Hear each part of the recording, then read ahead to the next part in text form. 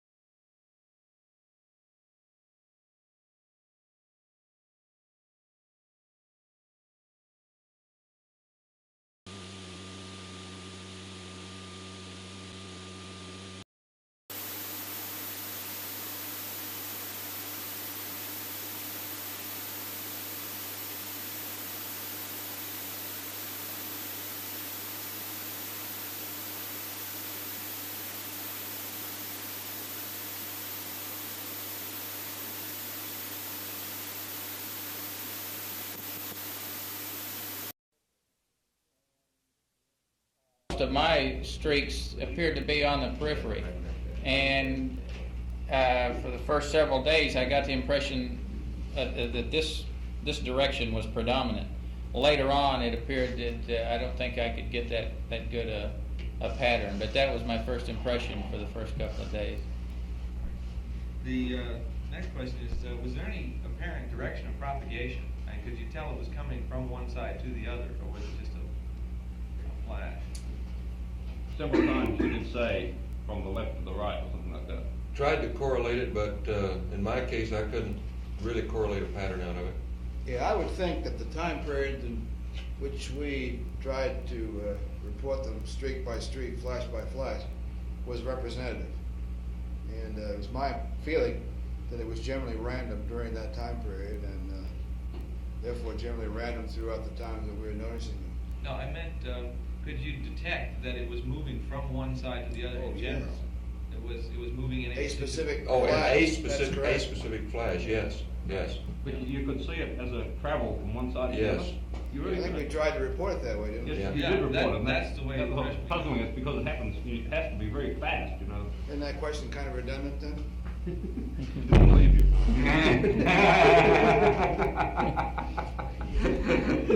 Was there some character to these flashes that had some aspect of direction?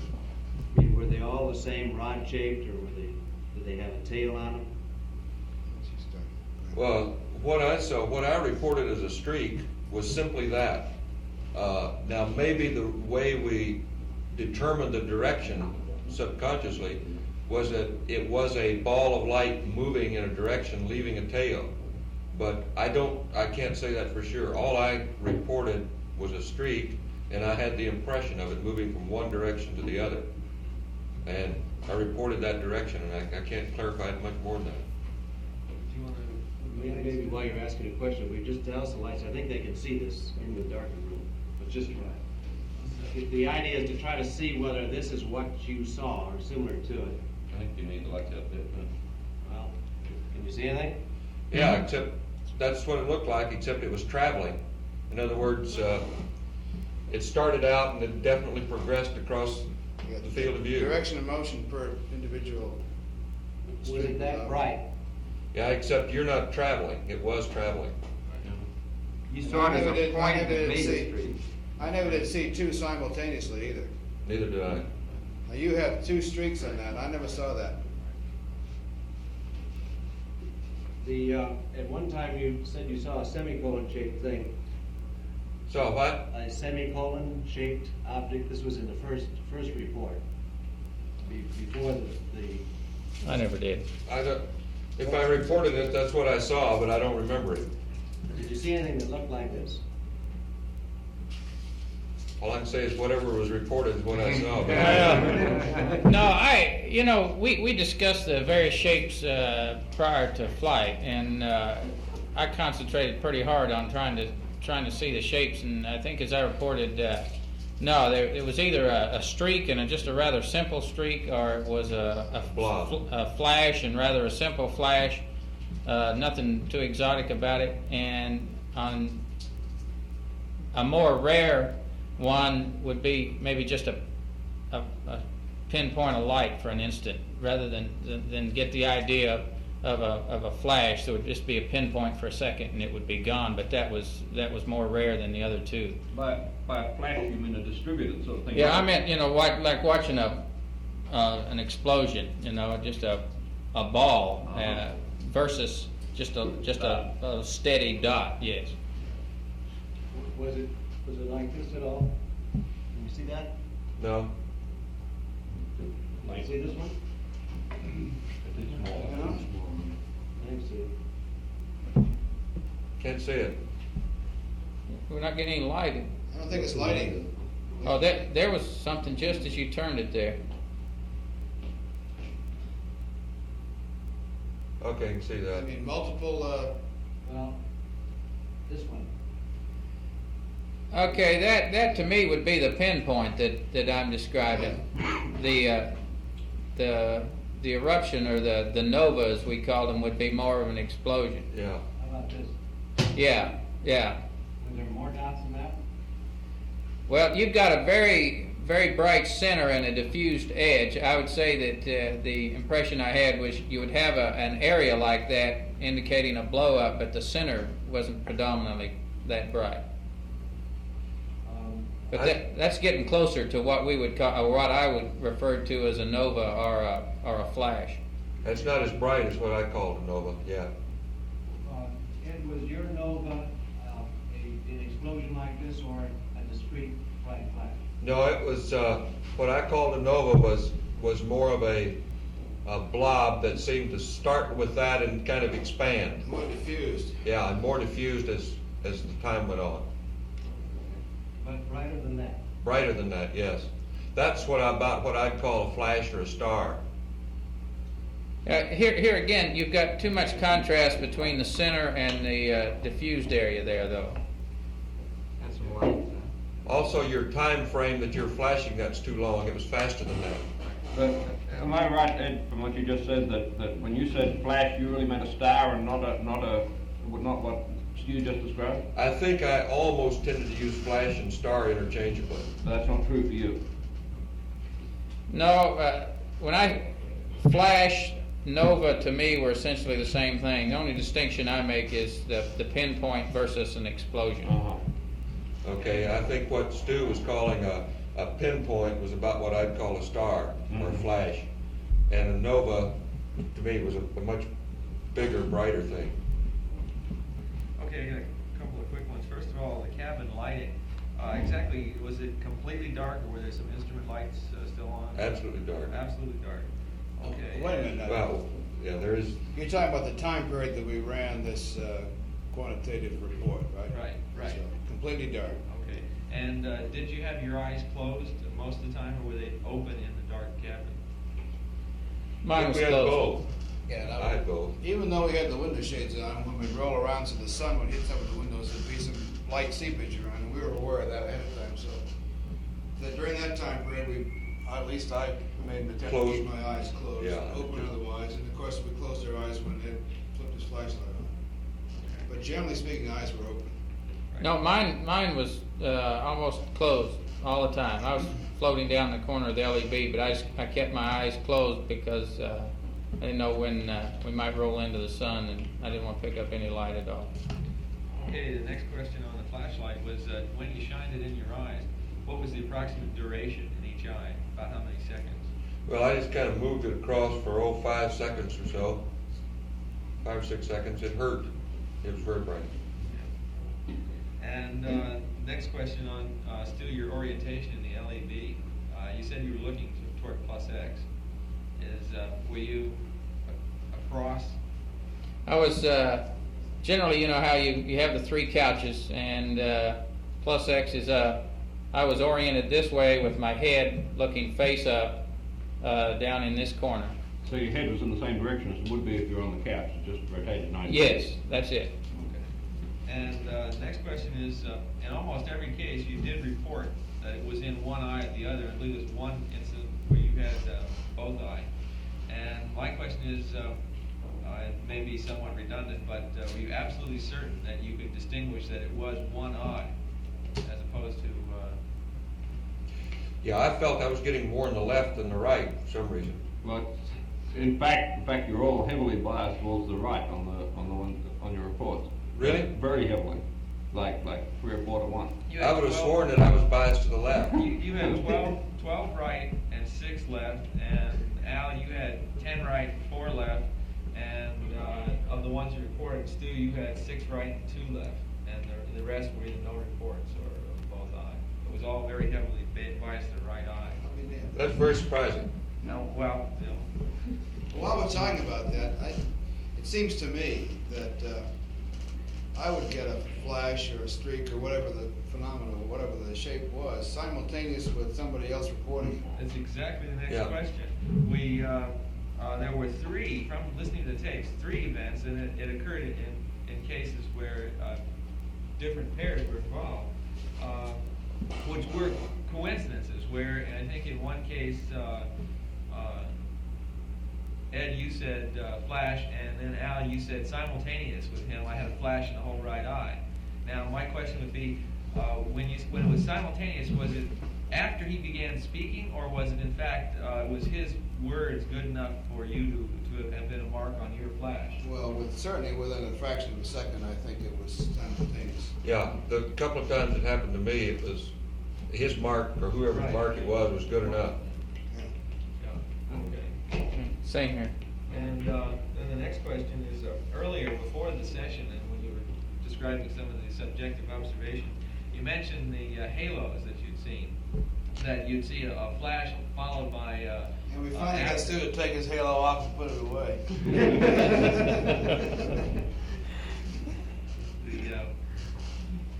Excuse me, I'm sorry.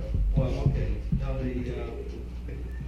the after effects, were they present most of the time? Did you have cognizance of a spike and then a sort of a glow afterwards? Only on what I call the nova or the supernova. Is that true for you too, Stu? I didn't really notice a halo effect myself. I guess I'm not sure what we're calling the halo effect. You mean a diffused brightness? More like an afterglow than a halo. Did I call any of those? I sure don't remember it. No, I think Ed described it. Yeah, I don't think I saw any of those. Okay.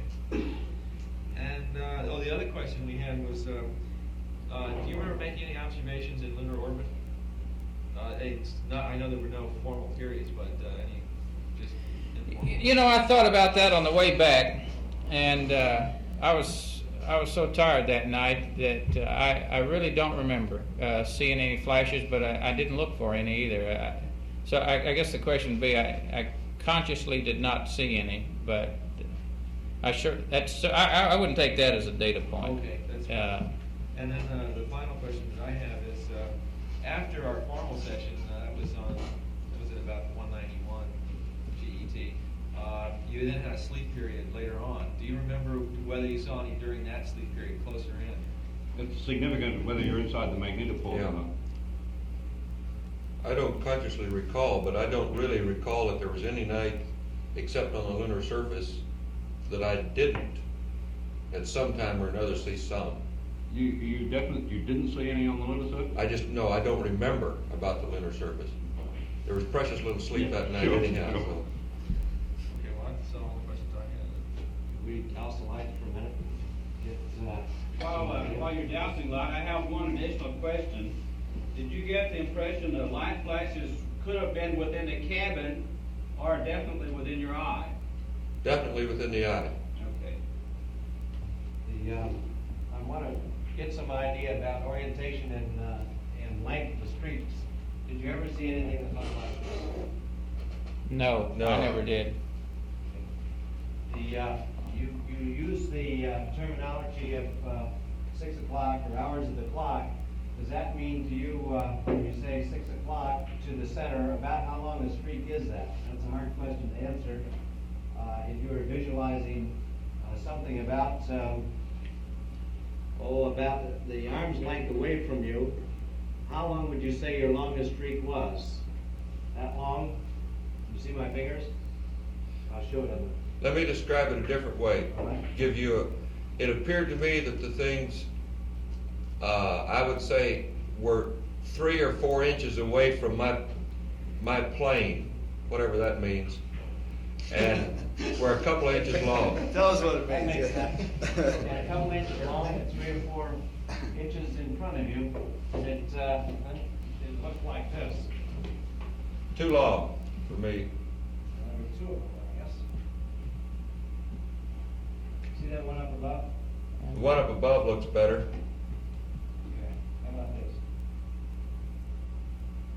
this? Probably fairly close. Yeah, I'd say it's probably about as close as the longest one. See, I'm not sure what our scale is here. I'd rather say that if I'd consider whatever it may be, but the field of view of, say, my right eye, and take a radius of that I'd put a streak at of about a half the radius would be the Yeah. average streak. Half or a little longer. Okay. You think, is there any way that you can associate this length of streak to what you said, Stu? Was it longer or shorter, or can you say? Well, it would depend on how big a circle I want to draw for my field of view. Yeah, I saw streaks that long because with my eyes closed, I imagine a rather big field of view here in my eye. So yeah, I'd see streaks that long. One time you said you saw streaks oriented in a certain direction. Do you remember that? Which Yes, direction? the way you had it, bring it on up that way. And Ed, what about you? Well, I think I had them from several directions, and I reported them as moving from one direction to the other at that time. There were several of them, though. How about Al? Any particular direction, up and down, left and right? I didn't notice any preferred orientation, and here again, I think it try to express the length of the arc of the flash in terms of the peripheral field, and if you're talking about a horizontal peripheral field as being somewhere in the vicinity of 150 to 160 degrees, then in some cases the light flashes would go across as much as 50 or 60 degrees of that. Yeah, it's interesting. Were the light flashes broken in the center? In some cases they were. In some cases I had the feeling it was two dots, one immediately following the other, giving the impression of right to left or top to bottom or bottom to top or left to right. The point is, you see that the retina is so curved that if you draw a straight line, you can't get too you shouldn't be able to get too long a streak without breaking out of the retina again, in the plane of the retina, because it's shaped like that. But it has some depth, does it not? If it had been any longer than that, if it just is on the retina. Can't hear that. Through a couple of portions. Can't hear you. It should not have been any longer than what I showed you if it just went through the retina as one track, but if it went through a couple of eyes, then you'd have the impression of a long streak. That's why we're interested in the character. I have one more about the cloud that you saw. This is a new phenomenon which we hadn't expected. Can you describe this lightning behind the cloud?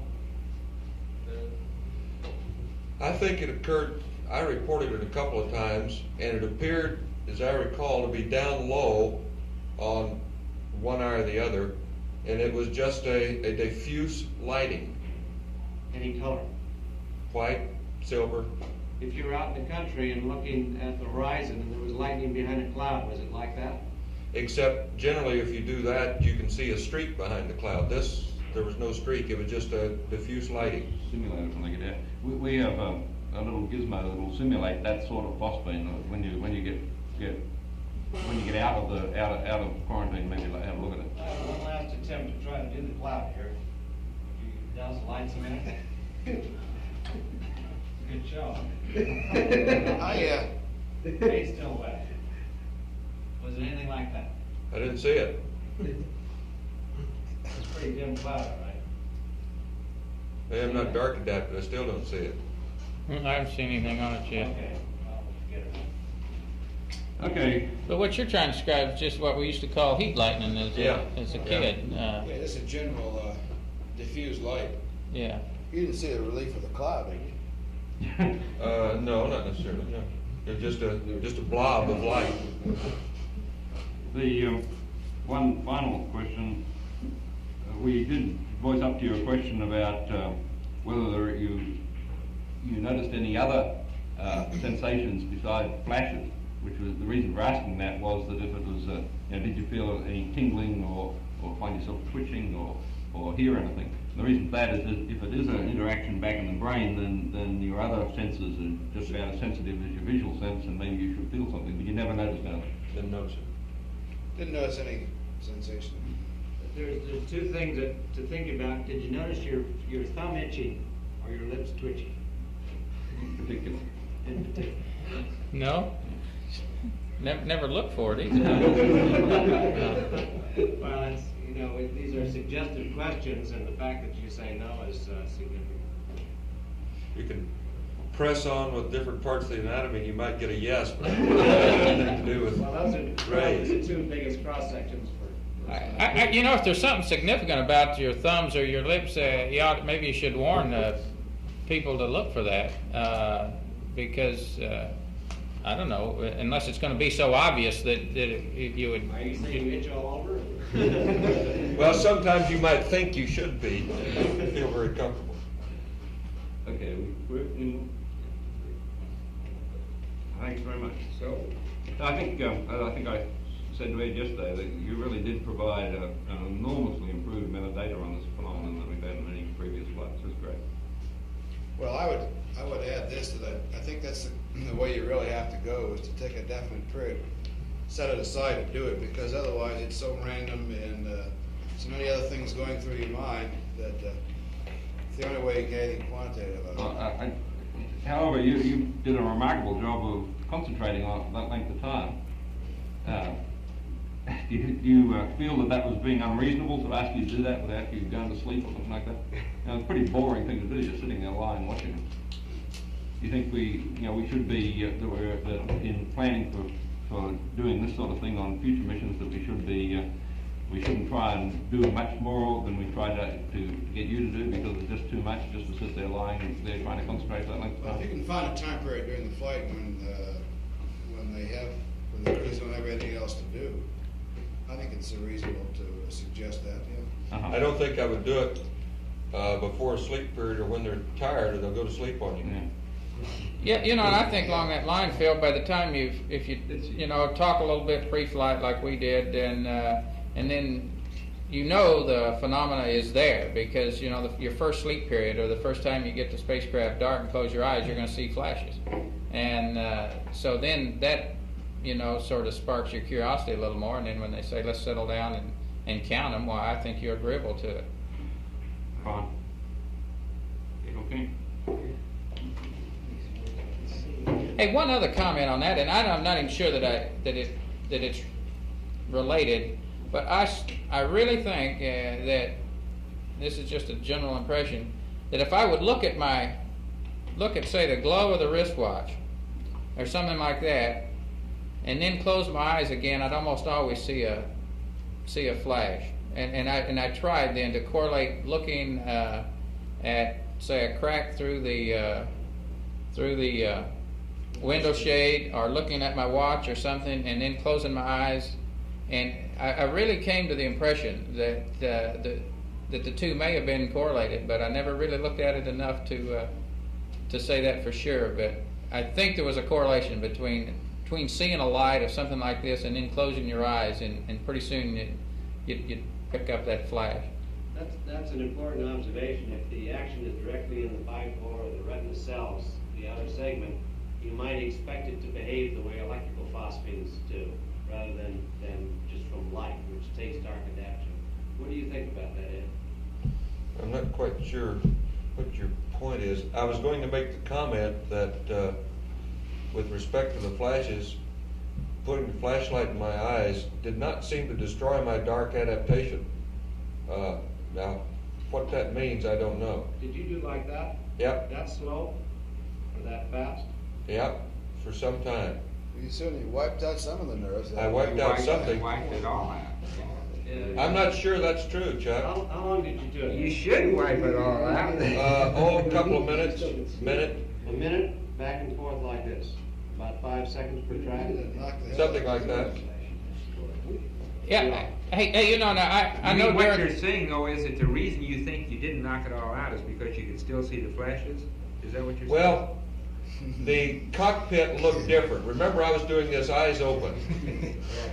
And it seemed like, with just what I consider dark adaptation, that I was more dark adapted, that I dark adapted much sooner after doing that than I did when we started the experiment. You would. Oh, Yeah. that figures. Yeah.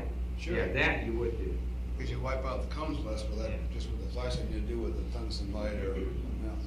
Hey, I'd like to make sure that on this dark adaptation. Now, I know during the formal hour or 40 minutes, whatever it was, that Ed was shining the light.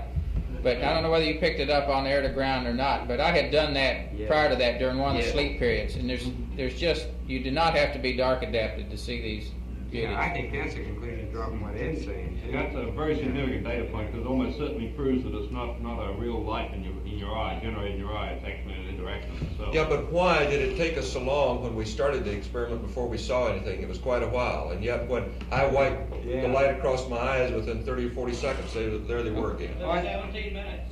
Pardon? 17 minutes. No response from you. Yeah. But when I did it with the flashlight, within 30 or 40 seconds, they were right there Well, again. you said that they were fainter, they seemed fainter than they had on previous times that you'd observed them, and there definitely is a threshold effect of some sort, because you saw twice as many during that period as the other two did.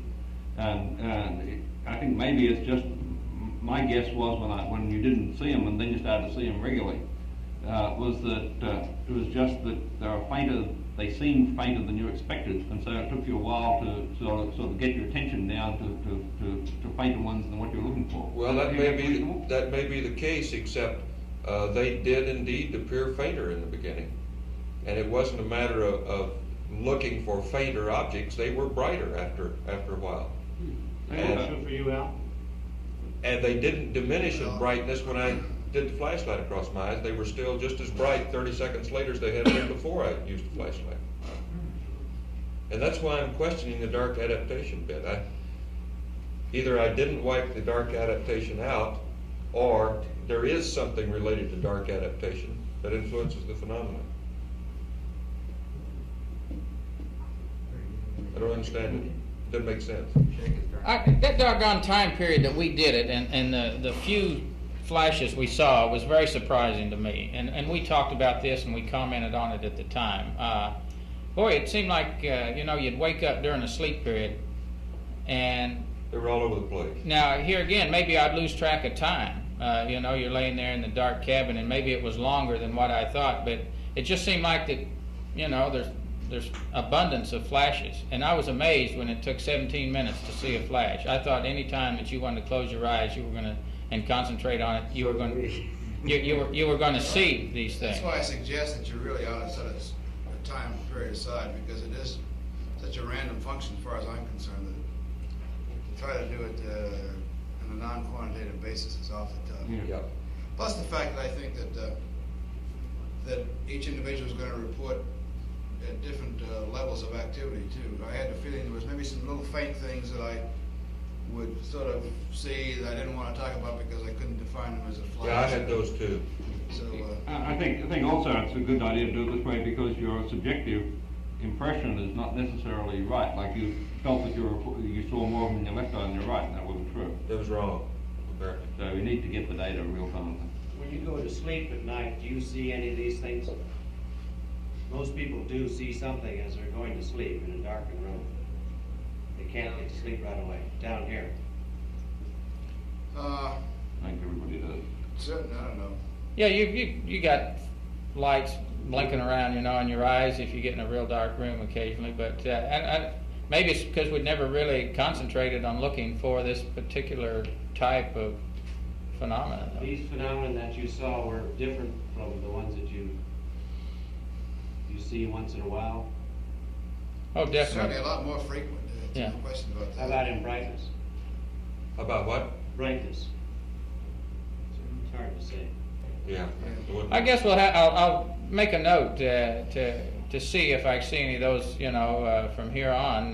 But I certainly haven't since we've been back. But here again, and Ed mentioned this, and I agree with him, but it's another subjective thing, that the flashes you see when you wake up in the middle of the night as a whole appear to be brighter than the flashes as a whole during that experiment that we did during the day.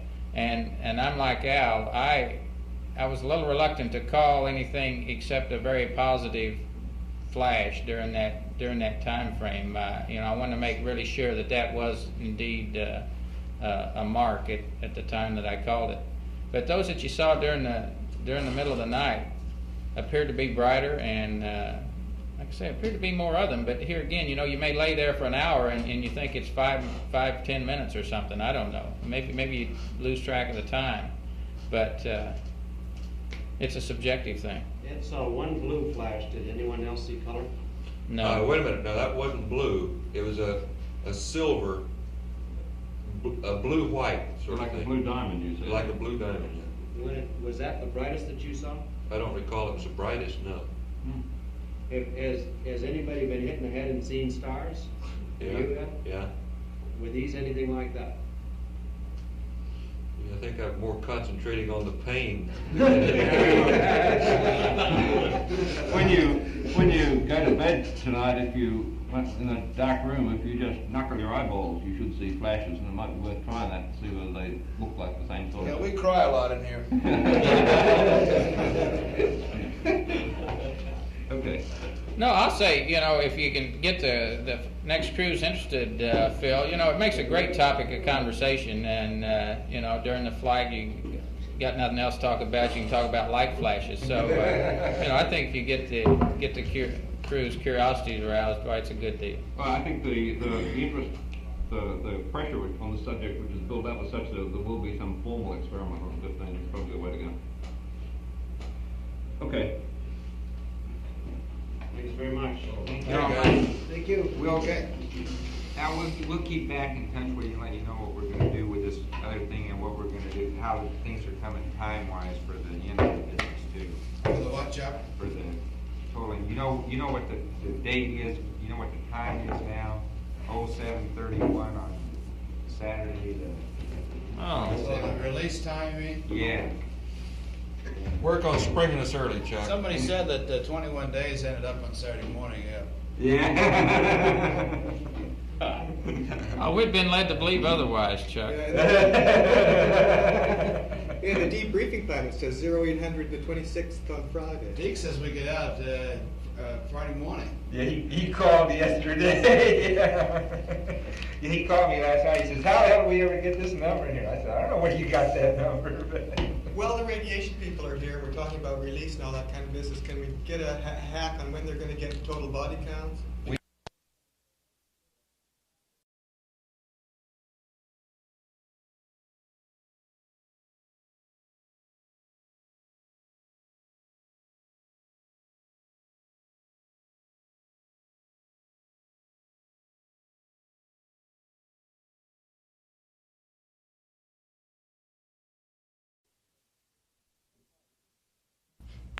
You're coming through loud and clear. Okay, I guess we got 3 mics. One for each. What mics do we need? Morning, Charles. Hello. How are you? Fine, how are you? Fine. Good. You're fine. Good.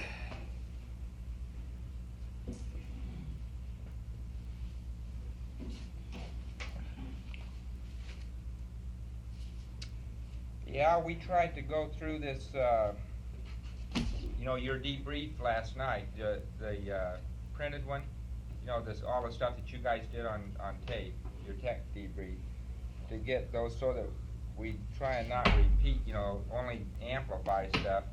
And so we tried to come up, we didn't have much time to do that, but I hope we got most of that stuff. And Okay. if you think we're hitting some area that you think, you know, is a conflict with that, well, yell and tell us, and we'll Alrighty. change her around. And some of the things, now there were some things that you guys said yesterday, you know, when I was in the project debrief that probably bear on some of these too.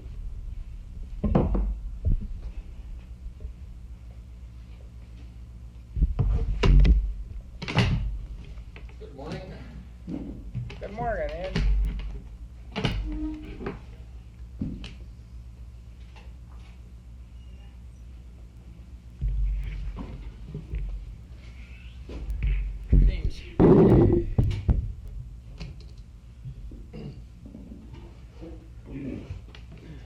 It's cold in here this morning. Yeah? Come on, Bill. Hi. Hey, Craig. I don't know. I don't know how to found them on the floor. Before we, start asking questions, identify yourself so Yeah. people that Yeah. transcribing know our voices. Yeah. Say who these people are.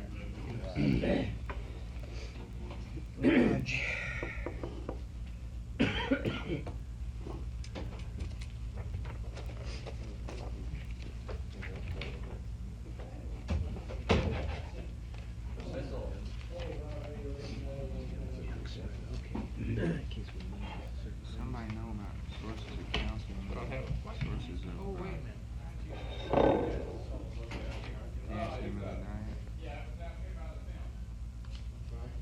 doses of potassium in the diet. Yeah, I'm gonna get that from somebody. Yeah, I think Smith and Rapp was on that. Yeah, I'd like to know how much he really had. Yeah, I don't know offhand. Yeah, I don't either, We don't have any. but that's some stuff I'd like. Call a picture today is a lot better than the one they had yesterday. More interesting too.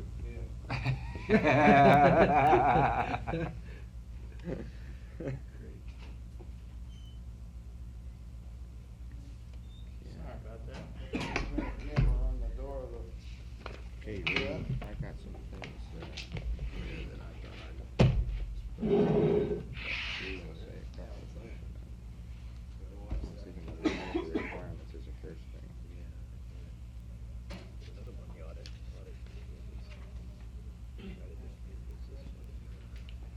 We should have. Yeah, Yeah. It's gonna be hard to get one to watch the action. I don't know. There isn't anything you can do. I heard what you do. Okay, the show's all yours. What kind of a format do you have in mind today? Okay, Questions and answers. yeah, questions and answers. I guess we ought to, for the tape, identify this Dr. Berry and for the medical debriefing, and I'll try and ask most of the questions. If people have some here, we'll try and hand them in that way. If they're not, will you identify yourself? And I think they can identify you guys' voices pretty well already on the tape, so there shouldn't be any problem with the tape thing. Chuck, I think we're gonna have to peak up those mics. You're They're not loud enough? It's not coming. It's a little down, yeah. Mr. Bernhardt. Where is he? I'll take care of it. Probably outside, I guess. Can you get him to turn them up some? Well, We can yell for a while here if it'll help, and then we can get them to turn them up some.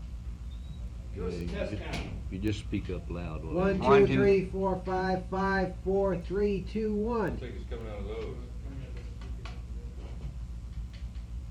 Is that where it's coming from there? Oh, Craig will get somebody in. Say something. They got Tom. Try it again. 1, 2, 3, 4, 5, 5, 4, 3, 2, 1. Test out. It's not any better, it's way down. Ah, I think the knob's wrong on this. Mark, you Reading just you about. loud and clear back there. well, it's not coming in there, though. They're not. not getting it in there. Okay. We can hear them great, but they're not hearing us very well. We're hearing both of you real fine back there. They want that mic turned on. Yes, inside. Inside. The speaker, not the mic. Okay. It's better, whatever they did. I set it on the minimum setting in here instead of the max. The max seems to be me and vice versa. Oh, really? Hey, that's a lot better. Okay, that did it. Okay. It's labeled wrong. They're just screwed up in there. That's too much. Yeah. Yeah, we can hear you loud and clear now. It's great. Okay, that's good. Okay, Beautiful. good show. Okay, I'm going to start a little bit out of order here, but one of the things that sort of pervades it all is medical requirements. And in this section 27, you had some comments about the medical requirements, and I thought we ought to just get one question with you. In explaining the medical requirements, we had one opportunity to do that with Deke, of course, at the time that we're trying to get the medical requirements document published. The only opportunity we really get to go over that with you was at the 30-day debrief, 30-day briefing prior to the flight. Now, did you guys feel that you had an understanding of what the requirements were? Because when I read this, it sounds like you did not. Is that true? I think I read the forms, Chuck, and understood in general what you were after, at least the number of sessions we had. I think it's a question of degree here. Yeah. Okay. Well, one of the things we try is a very valid thing, like Al's comments about, you should substantiate the requirements. No question about that. They should be clear. They should be clear to you in the sense that you ought to know that what you are doing is worthwhile and the stuff is used and it isn't wasted somewhere down the line. Somebody isn't just doing it for fun. Yeah. And we try, that's something we try to iron out pretty hard in our own house. And one of the things I'd like to do is if you guys end up at sometime before the end of the quarantine period here, and have some time, we ought to have that data together by then, and then prior to the time that we end up getting you out, if you've got an hour sometime, we might be able to go over with you and show you, here's what we saw with you and with the lab data and the whole bit, and say, because, you know, it's very hard to get back together again after you get out of here to do that sort of thing. Everybody says they'd like to know what happened to them. We could do that to you in here and tell you that, and here are the samples that were used to do that, so you have some idea, understanding about how that happened. Would that be worthwhile to you? Yeah, the comment was made not from a point of view, a specific complaint about our flight, but just, I think, a continuing understanding between the two directorates. We agree. Ahead of time, because it's the kind of thing, well, just like with other scientific experiments, unless the crew understands the reasons and agrees with it, you know, the thing isn't going to be a successful experiment. Amen. So, the comment wasn't made from a point of criticizing anything specifically about our protocol at all. Just to reiterate what everybody ought to know but doesn't always think about. Yeah, good. And I think, Chuck, also, probably the last few weeks before flight is not the time to try to brief the crew on the medical requirements. At that time, their thoughts are quite a bit on other things, and perhaps it needs to come earlier than that. That's a good point. I think each one of us is concerned with ourselves medically, as the medical effects, the physiology of flight, et cetera, but the last few weeks, you just can't get yourself cranked up to really think about those things, except for the things that are going to happen to you, so you can be mentally prepared for it. Right. I think I may have precipitated that comment, at least when we got to that area and started that, about, and I guess it really wasn't a complaint, Chuck, as much as just a statement that it's a drag, you know, going through collecting urine for 24 hours and so forth. And, No question. And you know, I just wanted to toss it in that you sure hope that it's worthwhile, and I think it would be interesting to sit down and see what you're really doing with all that. Good. I think that's really needed, because we're trying to do that right now with the Skylab crews, to tell you what we really know about what happens to man, what we know from the Russian side of the thing as to what's happened on even their longer one, put the thing together and say, here's what we don't know and why we need to know it. Well, I think we understood, or I understood your need to work out the total body water bit, but the actual mechanics of how that fit into a 24-hour urine collection 6 times and all the blood drawing and how that all fit into the picture, the theoretical picture you were painting for us, I never understood that. Good, okay. Fair enough. You know, I think everybody understands all these things. Why don't we make a specific recommendation at this point? Now, you know, all the flight crews have a training plan which is set up about the time that the flight crews are designated. It includes all kinds of things on the simulators and scientific briefings and everything else. And why wouldn't the best way to do it would actually to schedule the time for medical briefings early in the training program? Because I think if you all, conversely, if you all feel that an experiment's worthwhile doing, you want to get your protocol settled early in the game so you have all the equipment or whatever you need. Amen. Ready, so it will be a satisfactory test. So I would suggest that maybe sometime something be scheduled in the crew training program early in the game. And I should Where it think, becomes one of those things you've got to check off, like systems briefings and everything else. and I should think that briefing should consist of a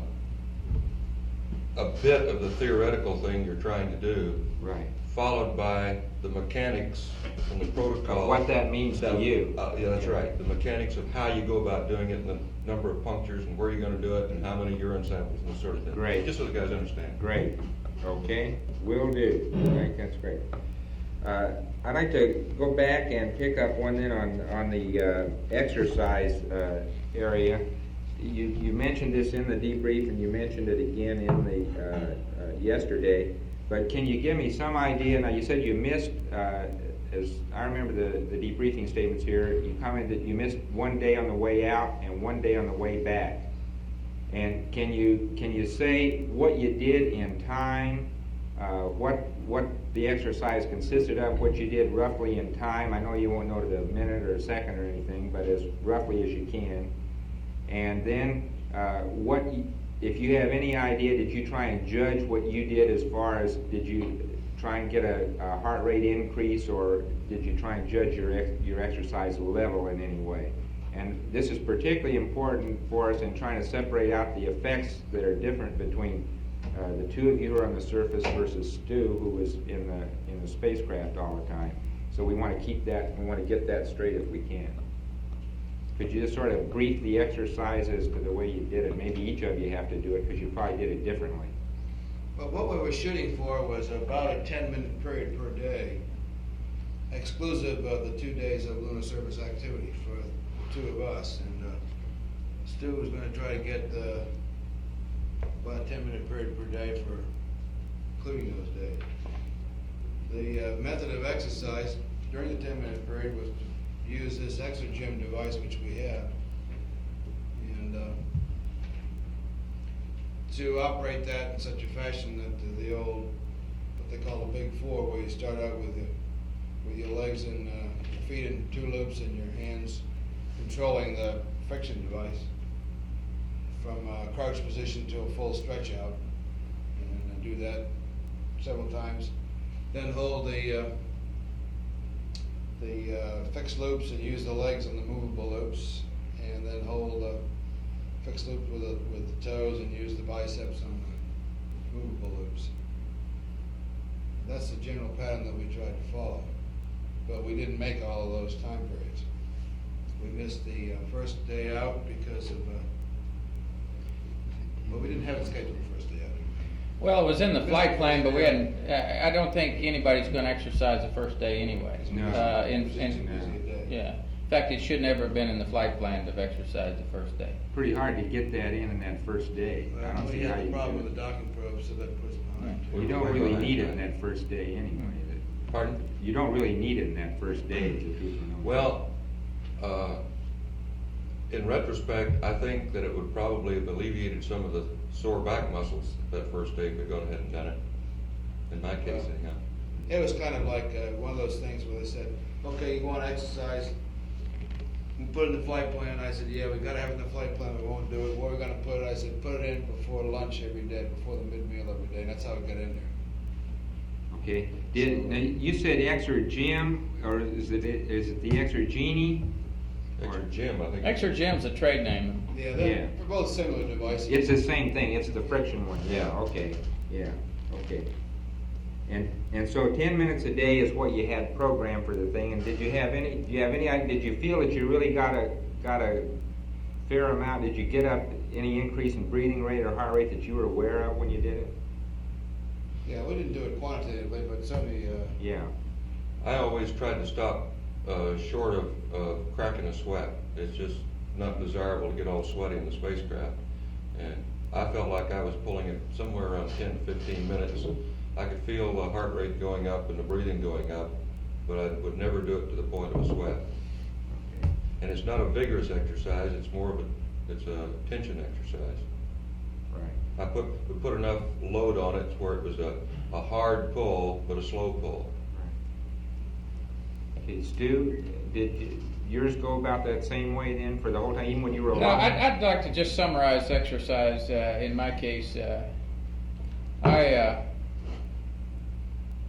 I probably didn't exercise as much in retrospect as I would have if I were doing it again, for various and sundry reasons.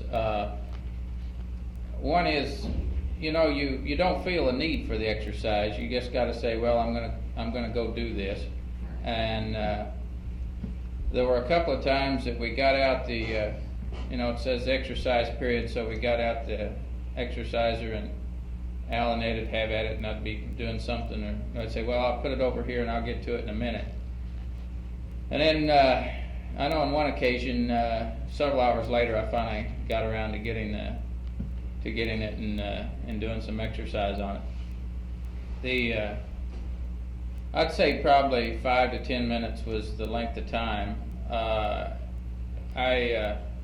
I would strain pretty hard. I didn't work up a sweat, but you know, you use this thing, you can use it about any way you want. You can drag them through the ropes, or it's really designed to where you hold and do an isometric first, and then go right from the isometric into the isotonic, and you get the whole schmear. So I'd hold pressure on the thing and strain against it, and you know, you can strain as little or as hard as you want, but I'd strain reasonably hard and then relax the tension and pull it up. But I'm trying to think. I'm sure that I missed one exercise period on the way out completely that Al and Ed got in. I did no exercise at all in lunar orbit. Thinking of the extra gym was never even crossed my mind for those 2 days. And then in preparation for entry, I said, boy, I'm really going to hit that on the way home. As it turned out, I barely got in the one exercise a day that we did on the way home. So I would say overall, I'm sure I didn't hit the extra gym as much as I probably should have. Okay.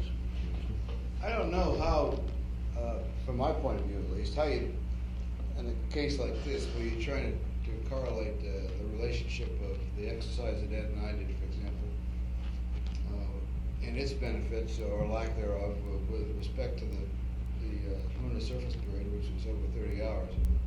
I just think the workload, the basic workload there alone is enough different to put that exercise thing down the noise level. That's its contribution down the noise level as far as the two of us are concerned. I think that's probably very right now, and I think that the thing we want to know is, you know, was Stu trying to make up for it in some way with exercise in the spacecraft? Because he obviously, I mean, there's no way he could make up for what you were doing on the lunar surface. He's trying to, but he had a real busy flight plan. Yeah, I don't think he could do it, and this is what I wanted to find out. Was he trying to do a lot more or something during that time? So. No, I wasn't. I think that'd be a difficult thing to try to do, really. I don't know. You're going to, maybe with the longer period in lunar orbit, CMP may not be quite as busy, or maybe. I suspect he probably will be. I think it's going to be difficult to get in much exercise there. But, no, I wasn't. It's going to vary between individuals. Yeah. So it was obvious that Stu's greater interests were in running the spacecraft, and for example, the B-23s took a lot of time, which you might otherwise have allowed to. That was this is the kind of thing I'm talking about. That if you're going to get individuals to try to exercise and respond to exercise, then you're going to have to get to them early and explain the benefits or the crew as a result of that. Right. Because it really is an individual thing. That's right. And we haven't tried to set any numbers of times that you do anything or anything like that. And so I think we need to really carefully look at that as an area. Okay, Ed, while I added one that came up yesterday when you guys were talking about Myrtle, reminded me of the problems that you had in flight with the urine, kinking of the urine hose and so forth. How much time did you make a conscious effort in your own particular case, because this is important, trying to chase down your status post-flight here, of the time that you had the in-suit urine device on? Did you have it? Me? Well, Yeah. it wasn't my hose, it was kinked, you know. Right. It was Al's. Yeah. I gather twice Al's was, is that right? Yeah. Apparently all the time. All the time, huh? We, Oh, yeah. we had it on, I guess we'll have to look back on the transcript or look back over the flight plan to know when we took it off the first time. We all unsuited at the same time, which was about 6 hours, 7 hours into the flight, all right? Somewhere in there. And we put the UCTAs on PDI morning, and we took them off only when we got back to the spacecraft after docking. And it was on for those 2 periods only. And I never experienced any discomfort. I never had any problems whatsoever that we discussed pre-flight. No symptoms, no of any sort. Great. Well, it looks like, you know, we haven't had any, you did well. How did you feel, that's another one we might just get out of the way. On fluid intake, it sounds like you all thought the water was great, and so you were drinking well. Were you trying to force fluids? Were you trying to consciously force fluids? Yeah, I think, You and Alvin? in my case anyhow, Yeah. I tried to take a drink out of the water gun about every time I went by it. I did find that I preferred the juices to water, and surprisingly enough, as much as I did not care for the juices pre-flight, particularly, I didn't crave them or anything, we were drinking a couple of juices per meal a large portion of the time. I was. And in addition, taking a shot from the water gun about every time I'd go by it. I forced myself to drink the water, not that it tasted bad or anything, but just to keep the fluid intake up. And so I would drink water, like Ed says, every time you pass the water gun, you say, well, I think I'll try some of that, and one person would take a drink of water and pass it around and would put it back up. As I understand, though, you stated in the debriefing you thought you drank about half as many juices as they did. I'd say that's probably a good average. No, I'd say probably say a third less. A third less. Yeah, in juices. Mhm. Okay. Yeah, you drank 2 juices at some point. Yeah, I drank 2 occasionally. Toward the end, I was drinking 2 more than I was, because a lot of times you drink a cocoa and a juice, and I'd bypass the cocoa, and I'd just drink a juice. So I'd say probably, and this is a wag, but I'd say a third less juice than they did. Okay. Well, I think I kind of decided I was going to try to do everything I could to end up in as good shape as I could at the end of the mission, which included keeping the fluid intake and the food intake up, as well as the exercise. And that's generally what we tried to do. You did a great job of it, I might add. We had to try to get 2 juices per meal most of the time. Okay, there was a question here about for you particularly, Sue, did you eat more, do you feel, while they were with you, Al and Ed were with you in the spacecraft, and when you were alone, eat and drink better? I saw in your food thing. Well, I'd say, excuse me, go ahead. I saw in your food comments there that you had difficulty, the food preparation thing you'd have preferred if you'd have had some canned things you could have opened quickly and gotten to when you were alone that way, and I can surely understand that. I think it's something we ought to look at. But Well, that's the way I did eat. Yeah. Because we had them there. I guess it didn't come out right, because that's the way I did eat in lunar orbit. I would say, the answer to your question would be yes, that I ate more when they were in there, but the idea of people being together is nothing in that. It's a time factor. yeah. During the coast phase, you have more time to worry about eating. During that lunar orbit phase, I didn't have any time at all, and any extra time, and particularly with the troubleshooting the HICON and so forth. So I didn't have the inclination nor want to go to the trouble of trying to mix up a meal as such, and I didn't much like going to all that trouble anyway. So I opened up, a can of that chicken salad, I think it was, and I had that for breakfast, and then a wet pack, and that's the type of food that you can really get to in a hurry and eat. Right. So I wouldn't say overall that I probably ended up eating too much less, but it was a little different rather than sitting down and mixing up a rehydratable pack and so forth. So the total amount you don't think was any different because you're there, but it was just different kinds of food then? It may have been a little less, but Do you personally feel, now the weight loss is involved here, yours, that they, you got 1 pound each here and you got a 10-pound one, and I heard your comment about the scale yesterday too. But do you have any personal reason why you think there's that much difference in the weight loss? I mean, is there anything that that you've personally tried to account for it other than food intake, water intake, or anything of that sort? no, I'm not sure that there's anything magic about about the 0G or the flight, I would suspect I'd probably lost several pounds if I'd eaten that same menu and sat right here. I probably think that I was 3 or 4 pounds overweight when I went into the flight. As a matter of fact, I'm not a big eater, and during most of the time you come up on training, I drink a can of Sago and a can of V8 juice for breakfast, and then I'd eat a sandwich for lunch, and maybe drink 2 or 3 cans of beer and eat a sandwich in the evening. And yeah. I can go for days on a menu like that, and I don't know how many calories all that adds up to, but it's not really a high calorie diet, and I would say that pretty much was my diet for 3 months prior to going into quarantine. Was just about what I stated there. And then when we got into quarantine, well, then I started eating more for breakfast and eating a bigger meal in the evening. And so I think I probably was 3 or 4 pounds heavy going into the flight.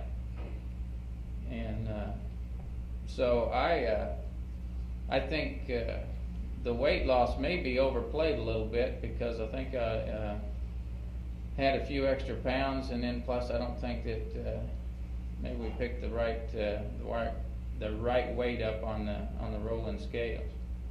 But that's neither here nor there, Well, we can probably show you something about that from when we get your lab material pulled together. I think we'd be able to give you a better handle on that as to whether, it really was something that had to do with the 0G state or not. We hope we'll be able to do that. So we'll try. Well, if I could just add a general comment, which I think reflects the consensus here, the three of us, that with respect to the food in general, the type of food, the method by which it was packaged and so on, and the degree to which we liked or disliked it was primarily a function of the level of activity in the flight plan. That the business of going into the pantry and taking time to select foods and drinks and so on is fine during the quiet periods of coast. That things like spoon packages are good if the level of activity is not too high, but certainly if the level of activity is high. The wet packs and the cans, and that's about all you want to take time to fool with. I think this is a general comment that really reflects our consensus. It was a time-consuming part of the day to prepare meals, get them out of the food box, get them all laid out, cut all the tops off of them, get all the water into them, get them massaged, and go about eating. Get the pill back in there when you're through. It took a lot of time. It's an effort. You're right. And it's a lot easier to open up a can and a wet pack, and then you think it's a lot of trouble to even mix up the juice. But that in that way you got your meal and you're through and you're on your way. Right. Okay. The cooking problem, quotes, is still a problem. It's still a problem. Which has been fairly common, I guess. Yeah, I think if you got plenty of time, you don't mind spending an hour or so. As a matter of fact, it's a very pleasant hour. Yeah. It gets rid of that time very effectively. But I would say in my case that watching these guys eat, they went right down the menu, and so I thought, I really should do that, but I just didn't have an inclination to eat that much. I'd, even though in your own mind, hey, you ought to do this, and you ought to keep yourself, eat just as much as you possibly can. I just couldn't get around to doing it. In fact, several times I'd mix the food up. And then by the time I'd eat a couple of packages, I just couldn't get to the third package, and so I'd put it back in the pantry. Well, Stu, one of the things that's going to come out of that is somebody, reading the debriefing itself. The obvious question comes up: okay, was your lack of appetite itself? Was it just plain lack of appetite, or did you really have any discomfort in as far as the gut was concerned at all? Anything that you felt was pathological in your loss of appetite due to the environment or anything? No, I don't think there's anything of that. Like I say, I think it boils down to a lot of just too much food. If you bundle up one of those meals, and there's just too much there to eat. Were any of you ever thirsty in flight? Did You you were feel dry. thirst? Yeah, you were dry quite a bit. You'd have a sensation of dryness, and you'd want, and water, or juice would make you. Want some water? Yeah. Did you, while we're at it, we might just wipe out the water thing. Did you guys drink the water in your suits? EVA? I did. Ed drank all of his, I just drank about a third of mine, I guess. About a third. On the first one, I don't know how much of mine I drank. I thought I emptied the bag, but apparently, the walls of the bag got around the drink tube, and I didn't get it all out because it drained down around my neck during the sleep period. Okay. Okay. I had a leaky one also, which I took out between EVAs. Okay, did you fill them up again then when you went out second EVA? And you think you drank about a third of yours both I'd times? say, yeah, I didn't really stop to drink too much.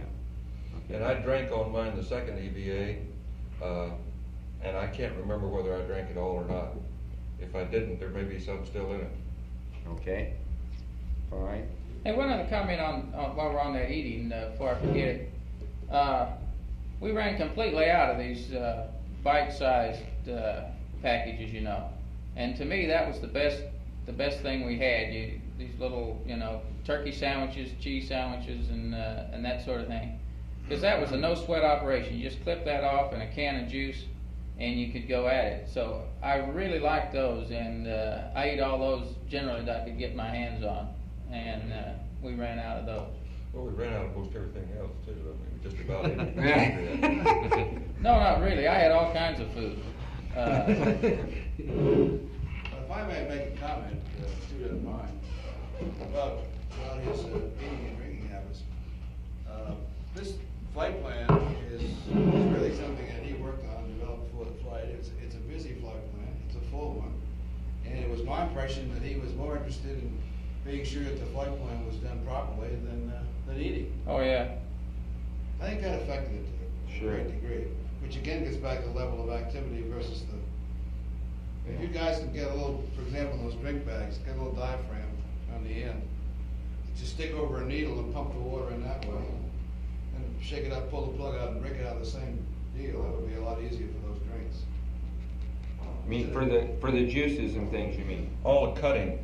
Yeah, so that you don't end up having to sort of feel you got to drink the whole damn thing once you get it done. You see, you got a drink bag and you got a little gnarled thing that's all sucked in, the plastic is all folded down. Unless you Right. cut it exactly right, first of all, you can't get it at the nozzle without having it leak. Then you get it all done, then you gotta go cut the other end. And I was just thinking maybe it might be an easier way to put a diaphragm fitting on there that you could stick over a hypodermic type of thing and get the water in that way. Might be a little bit quicker way to do it. Okay. Anything you can do to make it easier is gonna help increase the consumption. Right. Particularly during busy time periods. Okay. But could we get you? Now this is going to involve just really Al and Ed. We'd like to have you describe as well as you can the things that you did with your bioinstrumentation harnesses because it's very hard for us to be sure exactly what happened. We don't have that stuff back yet. We're going to set up. We've got to develop a plan to troubleshoot it. And as the thing that happened with yours, Al, just from You our want the point. actions, not the words, huh? Pardon? You want the actions, not the words. The actions, not the words, yeah. Okay. Well, you said in some of the words too. But from our point of view, what happened with your particular harness is everything was fine when everybody left the MSOB. Okay, when you got into the spacecraft. Right after apparently when you were getting cinched down somehow, because we had about 3 minutes or so after you were in the couch of good data on you. Then we began to get erratic data. It began to wander, the baseline began to wander all over the place. That continued to get worse and worse, and pretty soon it was going just full scale, which was totally unreadable. So the question was, okay, it was a question about hatch closure at that point in time. We decided right then. I said, well, hell, we're going to go without that because I'm sure it's a sensor, and the only way to get at it anyway, we asked you then to try and press on those things. If that wouldn't do it, if that wouldn't reseat it, then the first opportunity would be when we got you actually in flight. Now, we don't know why, but it came back, it was gone still, when you went over Australia. As you came back up on the States, magically, there we had data. And we went back to the MSOB from the firing room to catch that pass, and there you were, WAP. That was beautiful, just as if nothing had ever happened. And you hadn't done a damn thing, because then we asked them, you know, had you done anything? Now, as we understand, when you looked at that sensor then, that you did have some material had leaked out from underneath it, and we understand that you replaced that sensor, you cleaned up and replaced that sensor. Is that right? We didn't replace the sensor, no. Okay. Just to Cleaned it off, refilled it, put a new sticky back on it, and put it back on. Yeah, okay. That was the second day into the flight, though. Yeah, this was Yeah. like the second day. Right, yeah. That was the first time that we really, and that we asked you to do that then because we thought we'd get it out of the way before you got into the, okay. Now then you had another. I also changed the adapter, the CWG adapter, because at one time in the flight they said my comm wasn't very good. We Yeah, had a your spare- comm was terrible, right. We had a spare adapter, and so we changed that. Now, exactly when that was, I don't know, but That was pretty early too. I think it was the first day, probably. Yeah, I think it was the first day. Al, that was the That lowest. wouldn't have anything to do with the launch problem, because of course we're No. using a different, No. And we had a respiration on you. You can see respiration, but we didn't have the. that's good. Yeah, but we didn't have an ECG. That's very reassuring to me. That's right, good. Hey, Al, can you correlate the reappearance of your EKG signal with any flight plan activity that you might have been doing at I about? sure can. I'm just as mystified about that as you are. I tried to press it through the suit and Right. everything. It You know, happened. you can't feel anything through the suit. Well, you were free then, though. You had your helmet and gloves off. It was 1 hour and Yeah. 30 minutes GET, Al. I don't know if that rings any bells to you. Helmets and gloves are off at that time, and we're moving around with the post-insertion checklist, and there's some movement in the couch, so I dive in and get some things and pull them out, unstill that sort of stuff. It's just gotta be that you were probably just, it was in the cinching down in the couch that it probably loosened that edge of that sensor somehow a little bit, and I don't know why, but. Or put a crimp in a lead, or Yeah. brought it into contact with something Yeah, else. Yeah, because it sure came back fine after that. Okay, then the second time, what else then did you have with yours, Al, from your point? What else did you do to the thing then on The only other thing I noticed was about the, next to the last day, that the thread coupling between the sensor line, sensor harness, and the belt, the little transducer in the belt, on top of the signal conditioner? yeah, it stripped the threads. I could get it to hold a little bit, and apparently the signal was fine, then it would slip off. Right, it came back beautifully when you tightened it. But then, when I unsuited at the end, I noticed that was loose, so the threads apparently stripped on that. Apparently I got it cranked down too hard. Did you routinely disconnect that connector at the signal conditioner for sleep or for bowel movements Not or for anything like sleep, that? for bowel movements and for swabbing down and cleaning out process, yeah. Anytime you pulled your clothes off, to either change clothes or put on the LCG or use the blue bags, what have you, we all had to do it. Okay. And then you didn't replace anything, you didn't do it, have to reseat any sensor after that. That was the only other thing you had was the That was signal. the only time I took a sensor off. Was that first And time? that call was correct, because when you took it off, you could see the seepage of the electrolyte Right. fluid. Same with the, Okay. How about yours then, Ed? The only thing I replaced was that one sensor, Which one was and it was, did you the replace same. the whole sensor? I don't mean replace the sensor, we pulled it off, cleaned it out, refilled it with electrolyte, put it back on, it was the same. Just the same outlet. Put a new donut, new sticky donut. Okay, you did not take the harness out of the kit and replace the whole harness? No. Okay, because we thought you had done that, and that. Well, you called and asked me that, but there wasn't time to do it, so we Yeah. took. I'm glad you couldn't hear what we said when you guys said that. We took the chance that the real problem was simply the sensor and the electrolyte, and that's what it was. That's exactly what it We was. couldn't have picked the worst time from the standpoint of timeline. Is that right? We're just getting ready to go into the lab, you know, and boy, everybody's all asses and elbows and suits and underwear and gear and books and everything all over the place. And I was sitting there half dressed, I didn't wanna go any further till we got a go on it, we couldn't get the high bit rate up for you guys to look at it. Right. And so, I remember there just that. wasn't any time left, so we changed that when I went ahead and dressed. Hey Ed, you know when you came up there though, the data, you gave us about 2 minutes when the high gain did lock on, and we got 2 minutes of data, and it still showed the loose sensor. Now, what did you do the second time? You came up, asked us how the data looked, and we said it looked poor yet, and we gave you no more of the suiting to change out the harness. I don't recall exactly the sequence of events. When I called and asked for you to check it, Yeah. as far as I know, we did nothing after that except make sure everything was cinched down and went ahead and dressed. Didn't you do something with the fluid in there? Yeah, but I had already done it at that point. We did that once. We did I changed the electrolyte. When I called and asked you guys to check it, I did nothing after that except just make sure everything was secure.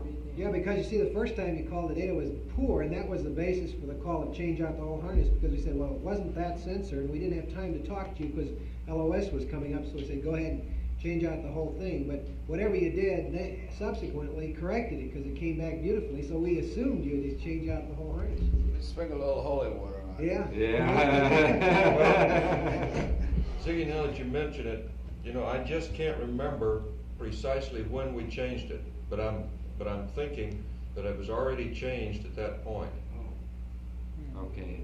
Now, Ed, was this the lower sternal? It was a lower sternum. Same as that. Same as Al's? But never did change, it was electrolyte that was Yeah, replaced. what I mean Yeah. is taking it off, by changing, taking it off and cleaning it, and putting the new. Putting it back, just sticking it back. Okay. And you think you did that before LOS? Yeah. He probably did. What we're thinking now happened, probably took a while for it to seat properly, and when he came around, it was good again. Good. Well, his stayed good then, and then we were having trouble with yours going in. You began to get this wandery baseline on yours again before after we got into the limit. So there was a question in our minds about it. Is there any way we could do to get that better? To make that better. And we were trying to figure some way. Could you reach around when you were in the suit?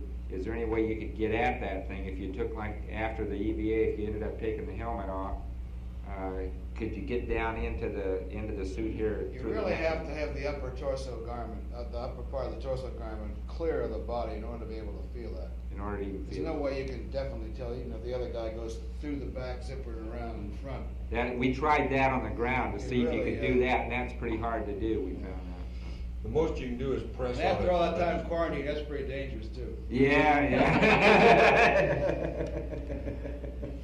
Depends on where his hands is up. Yeah. Okay, all right. Forget the EVA, just keep fooling with my sensor. You've got 2 hours to stop that. Okay.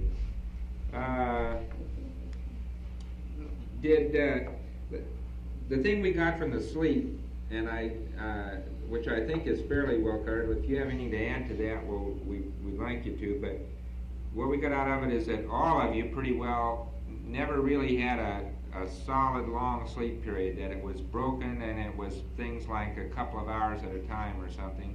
And I gather that the reasons for that varied. You had some difficulty with wanting to feel some pressure. In Ed's case, I know, and this Al mentioned this too, and Stu didn't like the couch, and then you ended up in the limb. The thing was being in the suits all the time, and then the tilt of the limb too. Both those things probably had a lot to do with the sleep activity. Is there anything else that you think you can add? Did you feel that you were rested enough to do the task even with the sleep that you had? Yeah, but I think we were working on reserves. Yeah, I did too. Well, there were 2 days that we felt sloppy. One was the second day out after the excitement of the launch and all that activity and becoming acclimated to the new environment. So we felt like we weren't really clicking along too well on the second day out. And then the day after TEI, although we all apparently slept better after TEI that night, I guess was probably in terms of continuous sleep was probably the best night that we had. Still, the next day we felt like we were not really organized. We were getting things done, but the little things were not being handled as neatly as we would like to see them. So these are the only 2 days we felt that we were on top of the floodplain.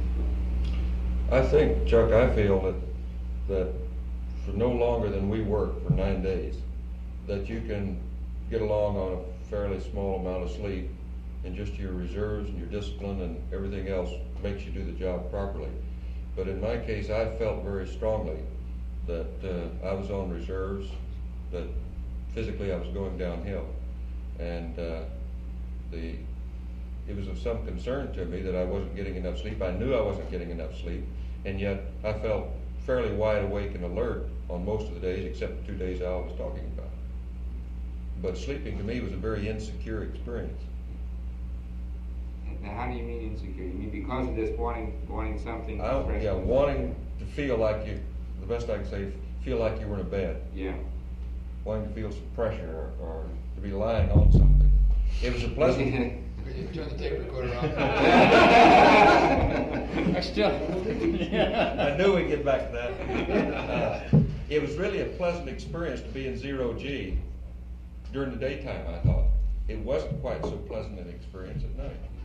Well, did you feel, that brings up this thing, did you feel, I gather from Al's comments in particular, this business of using your legs and your feet to try and hang on to something, which has been described by other guys too at some length. Did you have a feeling that was the cause of this muscle business in your back more than, because that's been described and they've never been able to really put a handle on why they felt they had that. They've had this sort of a feeling that if they could just stretch that real good, it'd be great. You think it is due to the fact that you were trying to lock onto something? Thank you, Jack. Yeah, as soon as, that's what I analyzed it after the first couple of days. I think we discussed it, as a matter of fact. And so we started exercising and then deliberately take time out to relax, not only during the sleep period, but also try to adapt ourselves to a relaxed state during the awake periods in the seats or on the optics or in the tunnel or something. And after the second day, it kind of went away.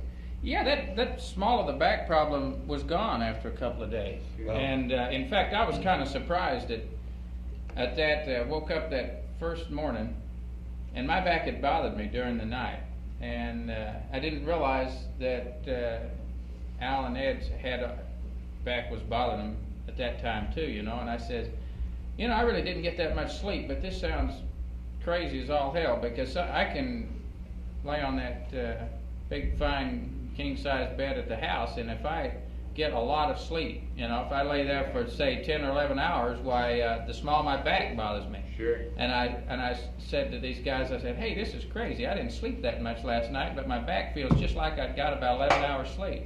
And they said, well, mine does too. And then then we got to talking about it. And but it was there, and it was very conscious to me that first night. In fact, I thought probably my back kept me from going to sleep as much as the new environment, rather than the 0G, because I was always conscious of my back bothering me. Did you ever think about taking aspirin or anything to do anything with that? Did you? I never take aspirin at all. For the 8th thing? I think until the time we discussed it, I was convinced that the reason I was feeling bad in the back was just not urinating for so damn long during that hole. I wondered if you wouldn't think that. Yeah. I did think that. Yeah. And then after we started discussing it, I said, well, that may not be the problem, or if so, that's just part of the problem. Everybody's got it. Everybody's got it. Yeah. And I agree with Al that it has something to do with the way you try to use your feet to stabilize yourself. And I believe, although I couldn't see myself, I believe that when I was relaxing in the spacecraft in 0G, I was in a curved position.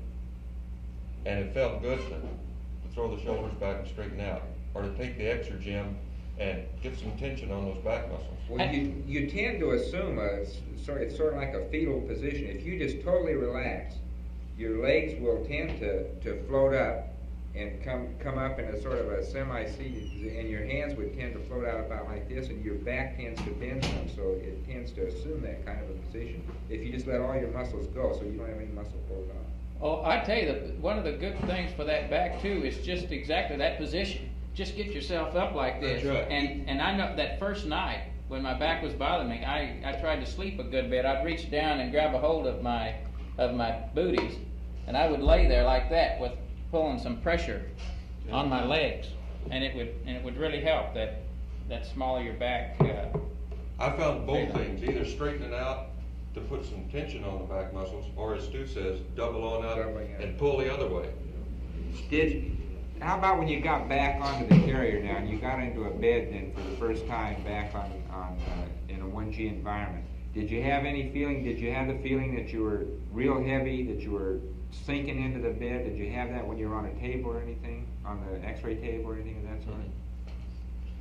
None of you experienced that. How about weight of clothes? Did you have a feeling that your pants were too heavy or they were falling or anything like that when you first got back?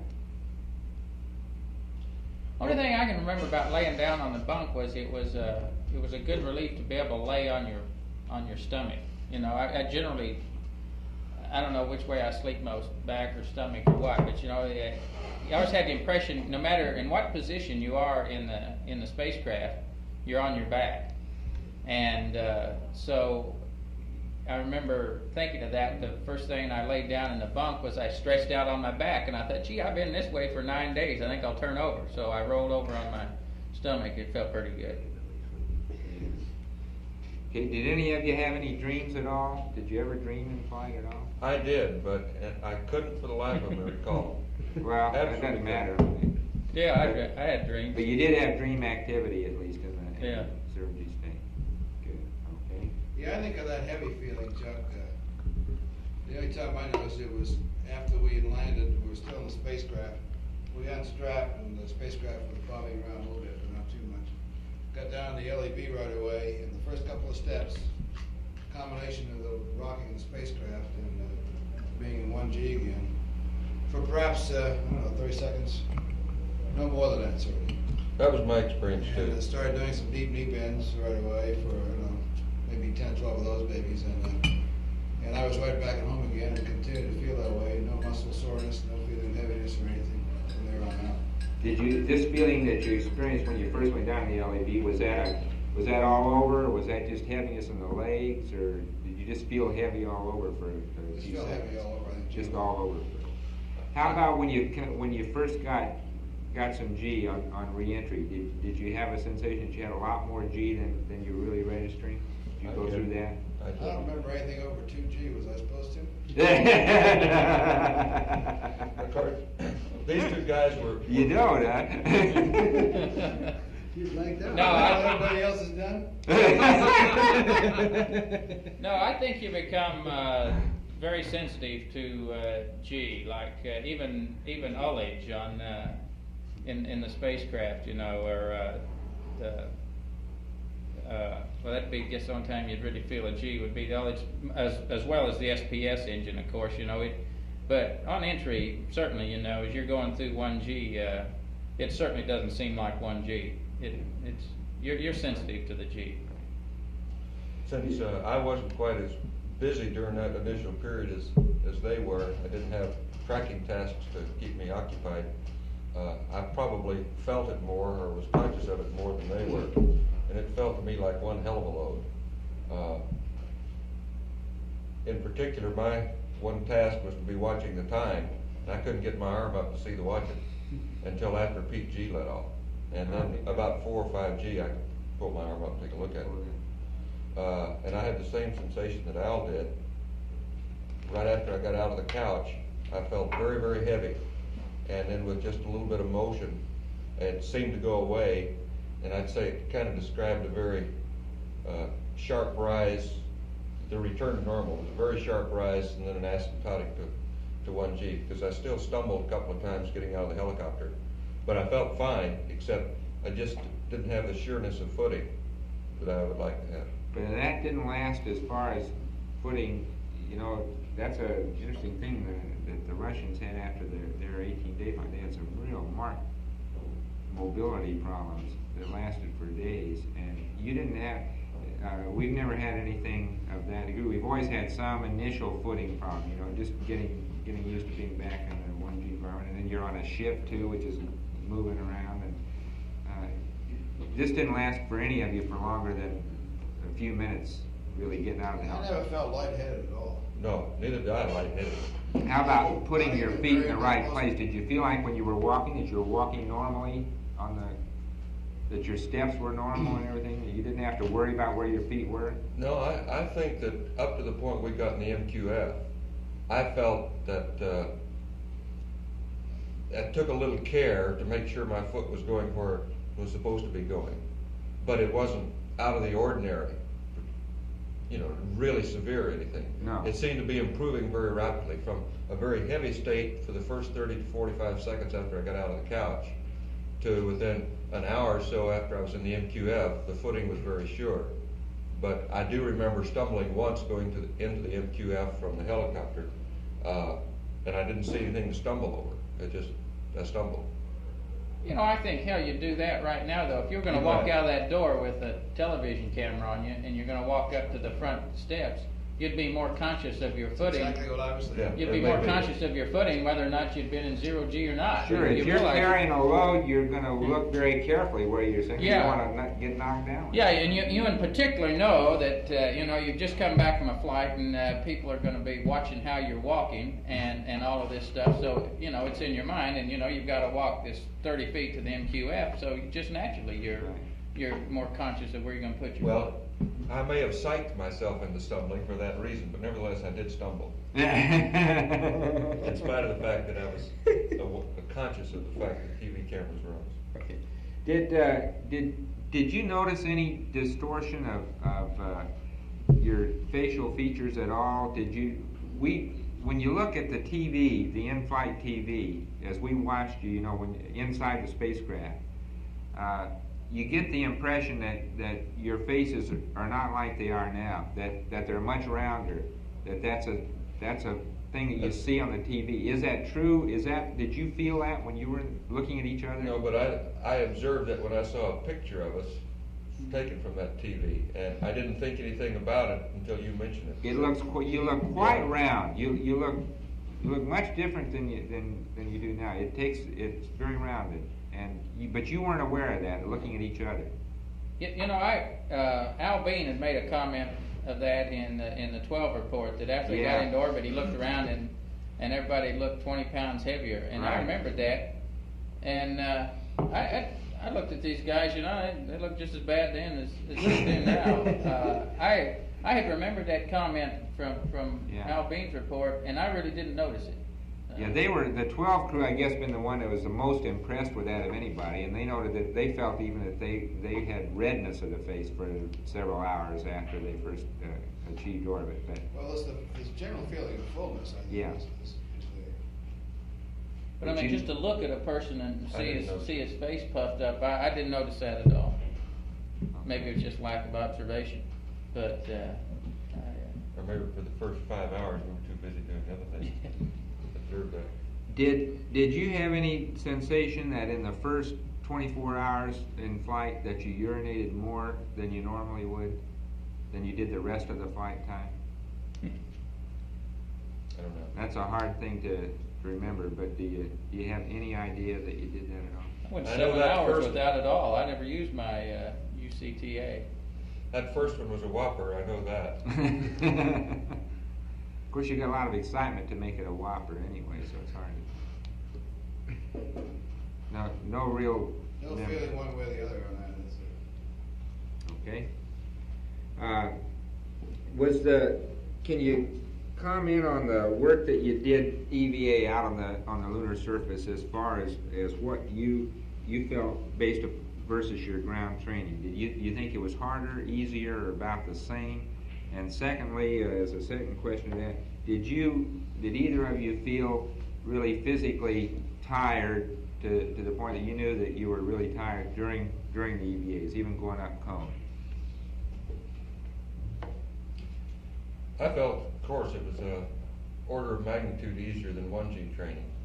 Just no comparison at all, as we expected it to be. And as far as being tired, I think I had already made up my mind that I did not want to sweat on the moon. That I was going to keep the water up, and I was going to keep rested enough so that I didn't sweat for consumables and for fatigue purposes. So I never really felt tired. I did feel occasionally that I was approaching the point where I'd have to have more cooling or take a break. But it wasn't because of a tired feeling, it was the desire to program and plan consumables the way we wanted to. And not be hot. Okay. So I felt in my mind that I was stopping short of the point of fatigue as a direct plan of not wanting to use up consumables. How about you, Well, it's kind of hard to equate the pre-flight stuff with flight stuff. First place, you're not using an LCG in the pre-flight stuff, and you're lifting essentially 1G Yeah. pieces of equipment around and so on.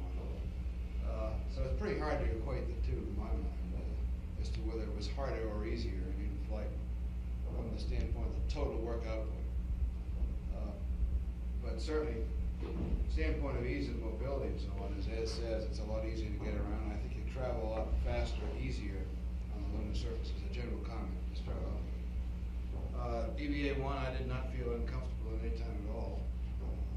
EVA 2, I think the fact that I was aware of the workload was manifested primarily in the respiration rate as opposed to anything else.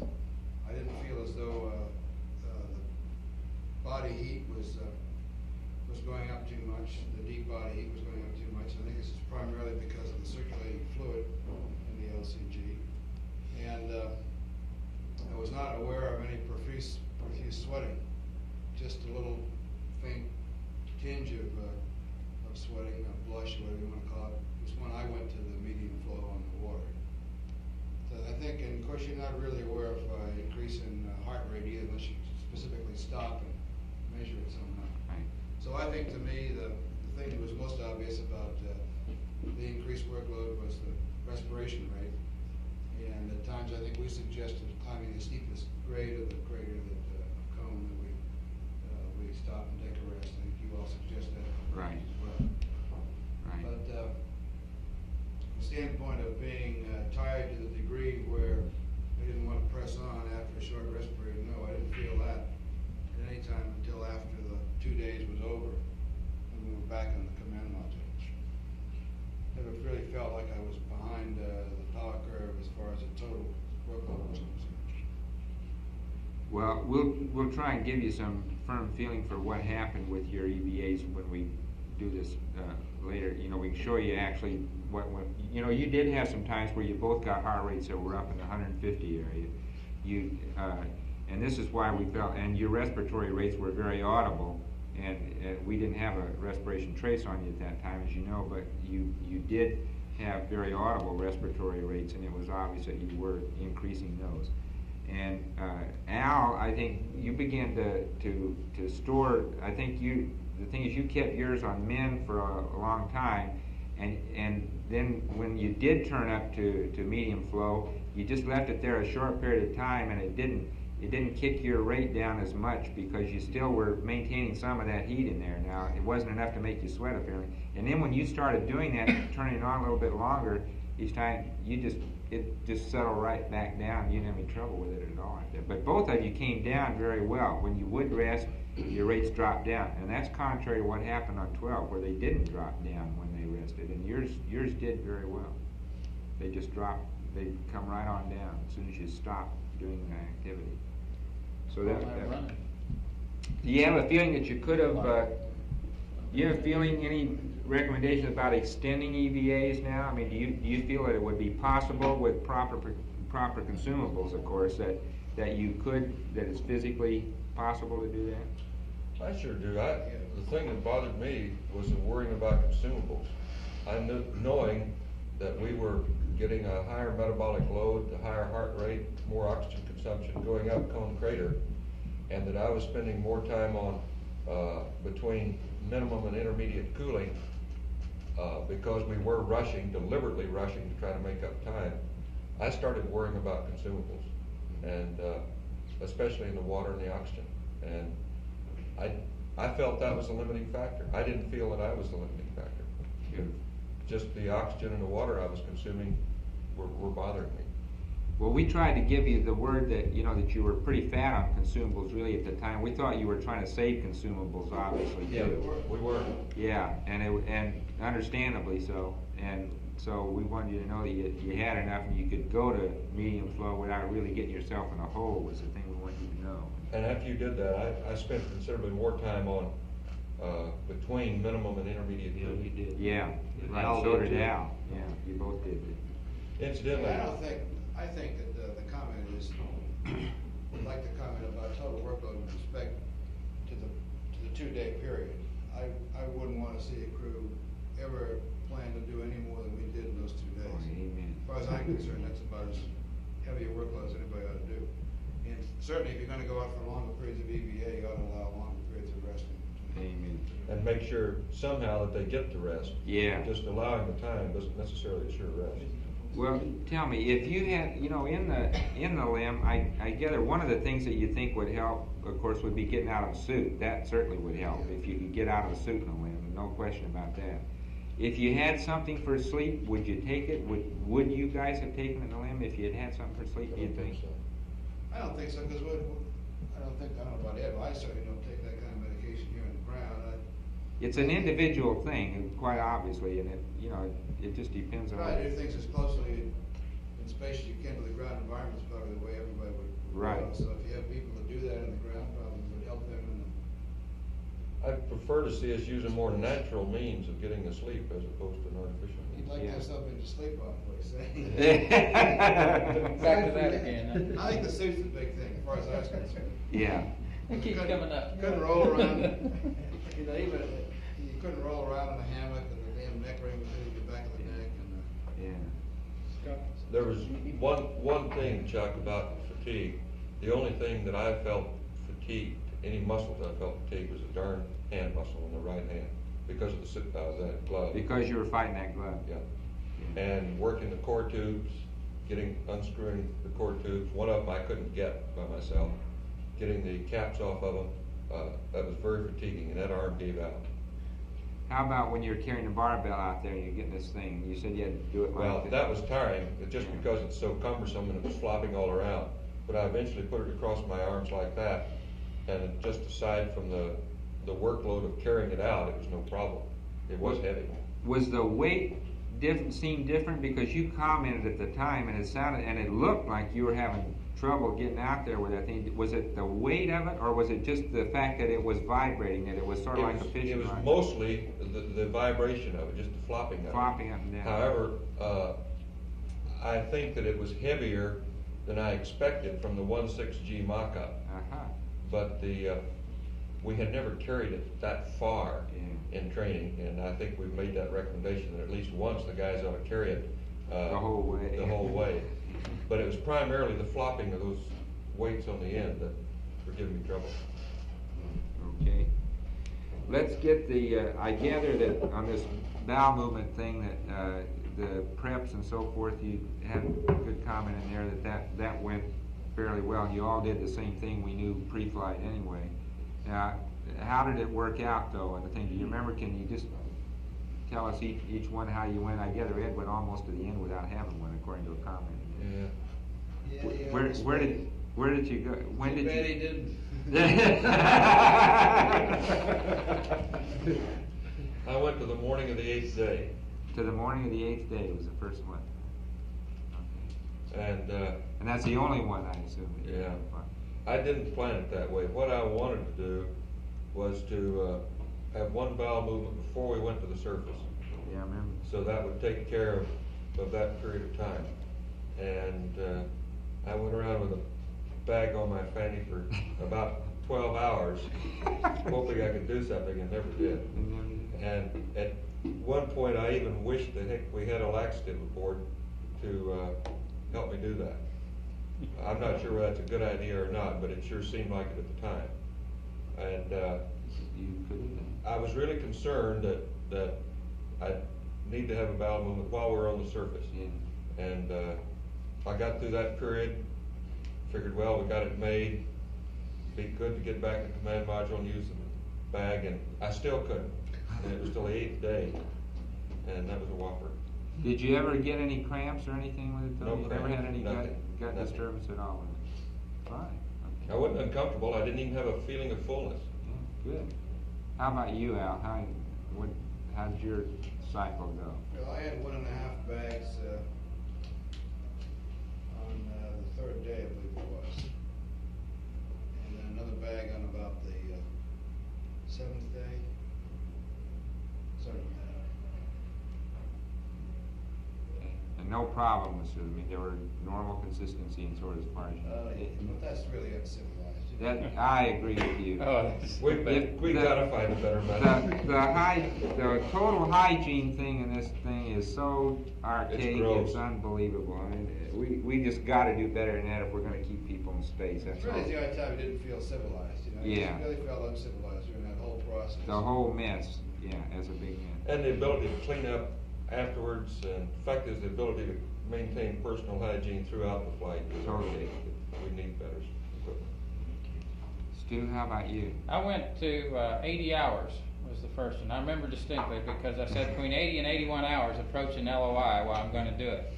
And You did. which pleasantly surprised me too while we're on the gory subject because pre-flight I anticipated that I might have to use the bag more than that because in my normal course of events it's very common for me to hit the head at least twice a day.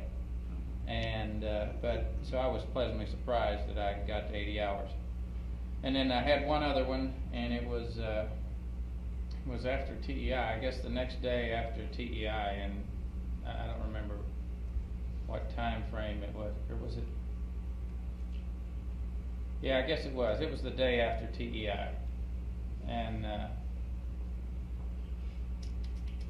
Okay, I don't remember the GET or anything. I can't even associate it with anything except these guys in their gas masks. I don't know what else was going on at that time. Yeah, these guys. Okay. When did you first start to use the nose drops? How far into the, do you remember what day? Third day, wasn't it? 3, I think. Third day. And do you feel that was I'm a little bit confused about you're describing this fullness, and still, do you feel that this was a thing that was associated with this fullness that was due to the weightlessness, or do you think it was an oxygen effect, just due to the drying and so forth? And I never felt that dry. And at the time, I thought it could have been either or both. And so I just treated it symptomatically with about 1 drop in each nostril, and it was completely effective for the next 10, 12 hours. well, you could hear it. This is a fairly routine. You hear this in the guys' voices, and you know they're doing it. You know, you hear this full feeling that they have. Sometimes they get a little bit of hoarse sensation with it too, and it comes and goes. And you described it, I thought, very well yesterday. You know, sometimes in the mornings you'd wake up and it'd be better in the morning. You know, Well, Chuck. I don't know, this is kind of a subjective feeling. Kind of felt that maybe the whole full head sensation was related to a readjustment of the whole cardiovascular system, and therefore, It is. if you could relax a little bit in the evening, it ought to help it. This is my theory. Yeah. Maybe I kind of wished it that way. I don't know. It's just a general feeling, nothing to substantiate quantitatively. And I think as far as the nose drops are concerned, it helped with the mucus, but it didn't help the overall fullness sensation. Did they work all right? I know we got a special with Stu here, but did they work all right? I mean, did the Just like drop? it should have, or Yeah, like so I it cleared out expected the, to. it made it clear out the mucus temporarily, a few hours. Yeah. Okay.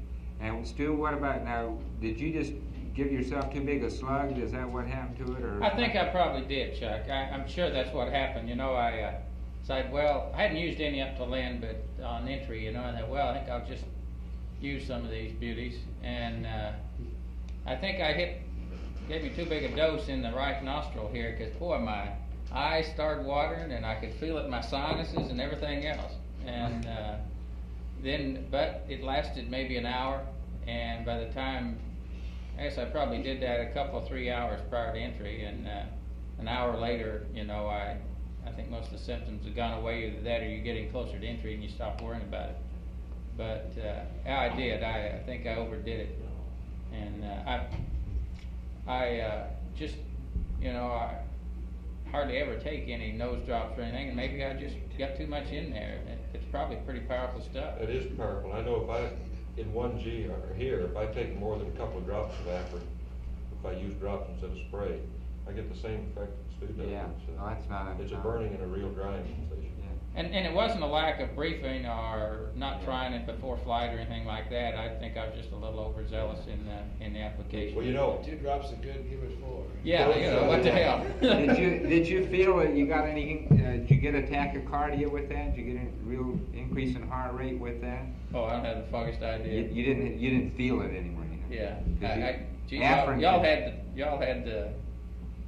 He pumped a little more adrenaline, he got mad at us for suggesting that we usually use the gun. Yeah, I was teed off at the suggestion.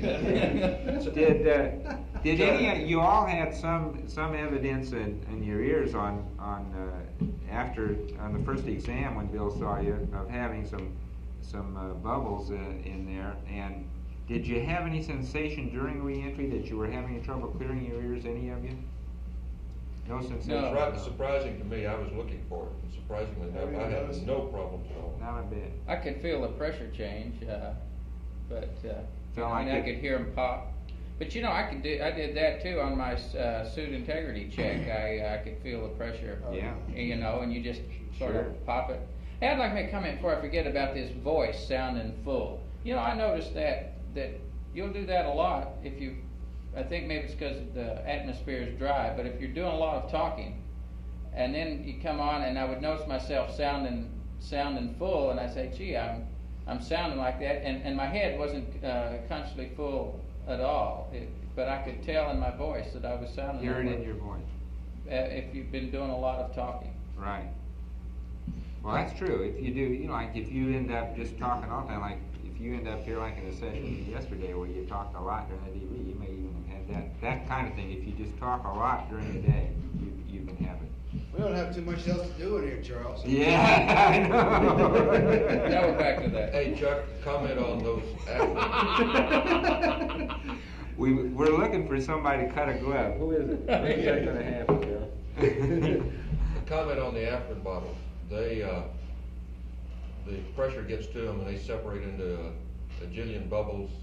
That emulsion is very bubbly and filled with air. As soon as you take the cap off, it comes out, starts leaking. It's a little ullage in the bottom. Yeah. Okay. And it's kind of difficult to control Still. that stuff when you use it. That was the first time you opened the bottle or after? you- Always, always. Every time you open Yeah. it.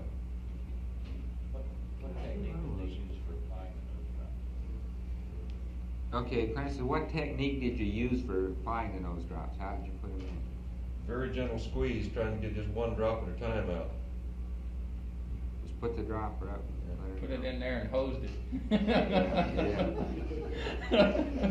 Just like we told him to. Yeah. Good boy, Red.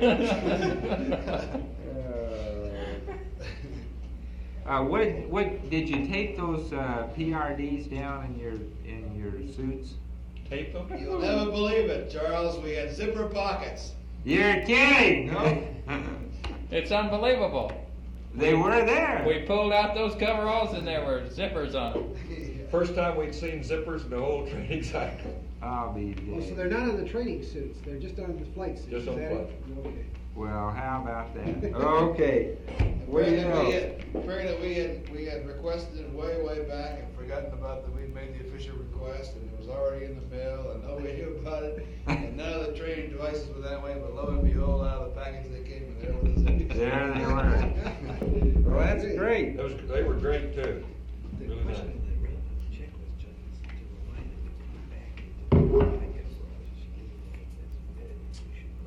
Oh, okay.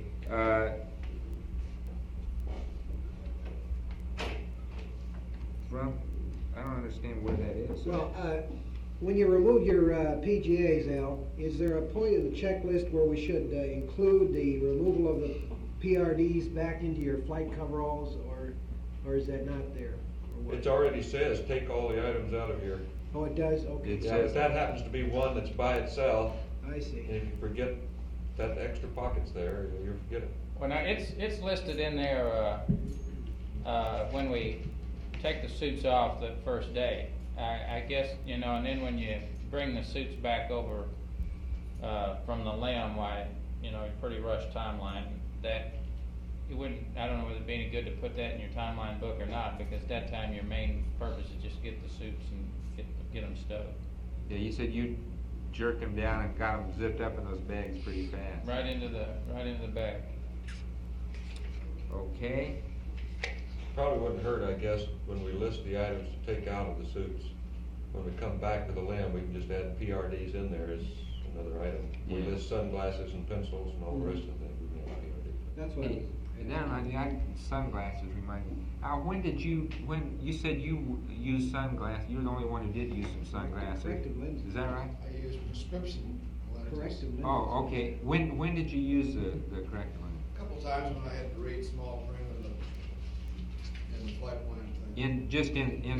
In the command module deal. Yeah, with the helmet off all the time. I didn't use them. No, I didn't. I'd use it from time to time in the simulators, particularly in the LMS. The only time when I can't adapt is the low light levels. Yeah. Did you have any feeling about that on the lunar surface, Al, that the light levels were bothersome to you because of that? Because that is a very typical thing. That's an interesting The point. light levels were generally higher in the lunar module. The thing that you don't simulate on the LMS is the difference between day and night on the side of the moon. How about out The on the LMS is surface? dark all the time for all practical purposes. How about out on the surface, when you were actually out on the surface and had your visor down? Yeah. Did those light levels bother you at all? I mean, did you feel that you were having any difficulties in that? It's The only either, problems I have is with reading small print at close distances when the light level is Yeah. low. And I had the problem in the LMS. A couple times in the CMS and the LMS, Sure. I don't know how many times I Yeah. broke them out, but I don't know, perhaps Yeah. 6 or 8 times with the Try to read that data card, it's about the only time I've ever seen you use them. yeah, but In on the CMS. surface, Chuck, it's either stark white, I mean dazzling white, or it's absolutely black. Or it's So black? I don't think eyesight has a great deal to do with it at that point. Yeah, that's Yeah. right. I think you've covered most of that stuff about the vision on the surface and so forth pretty well in there. I think you've done that very well in the thing, so I don't think we need to, if we have something that comes back up for that, well, we'll get the word to you, but as far as I can tell from getting through all that so far, I think we've got most of that covered pretty You know, I well. might point out to you, if you want to pursue the visibility further for any sort of medical things, if you look at the photographs, in my opinion, they're exactly what we saw. Is that right? If you look cross sun, the visibility is great. If you look up sun, everything's glared out by the sun. If you look down sun, all of the gentle, subtle rolling and subdued craters, they just disappear on it. Yeah. But cross sun visibility is great. The photographs show it the same way. You know, just real briefly on that same subject, it's kind of hard to tell when you're looking at just negatives of these 70 millimeters, but I was looking at some of the zero phase pictures last night and how the targets would disappear at zero phase. It does it on the films also. And Same way. as it turned out, I'll have to get, see what the prints look like. But my first impression is that I didn't see much more than what the camera did at zero phase, which is going to surprise me because I would have thought different. Yeah. But I don't take that as any sort of data until I've had a chance to really see a blown up print. I'm just looking at Yeah. some negatives in here. But that's my first impression. We've always said that the eyeball can see more than the film can, but with our particular film, I think there's pretty good correspondence. Probably gonna be about the same. That's great. You're not insinuating we have bad eyeballs. No, we just have good film. Yeah, that's Ah, That's a preliminary opinion. Hey, on the sunglasses, I guess you got it. As far as I know, nobody even broke their sunglasses out. right. And you didn't feel you needed them? No. Right. Well, I think the only time we needed them was when there was sun shafting in, but in PTC, just wait a couple of minutes, it'll be gone. It goes away. Okay. Ed, there was a time at 196 hours where we lost your respiratory, so your CPN. Did you notice whether was the signal conditioner disconnected then, or was there a sensor loose or anything? Did you No, notice? there was nothing different, it just quit apparently. It just quit. You couldn't see anything obvious as to why. No, I went down and went over the whole system, we checked the sensors, checked the belt, checked the connection, and we were getting too close to entry to really do Yeah. a great deal of troubleshooting, so. No, there was no point to do it then, and, okay, fine. Well, we're gonna check those things. We never had a signal conditioner as such fail, and that's one of the things that's sort of interesting. If it wasn't a sensor problem, that we wanna be sure and check those signal conditioners out. Okay, I think we got most of this mobility, thing done in there.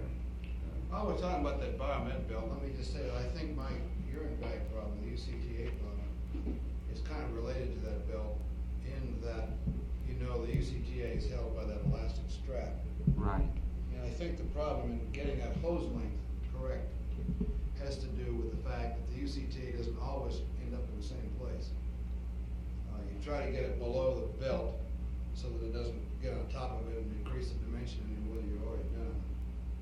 And I think in doing that, I probably wore it a little more, you know, wore the gun down the hip more maybe. Yeah. In retrospect, if there's some way that that thing could be fixed, just like the In biomed place. bill was fixed, then it wouldn't move up and down, and therefore you could adjust the hose length a little better.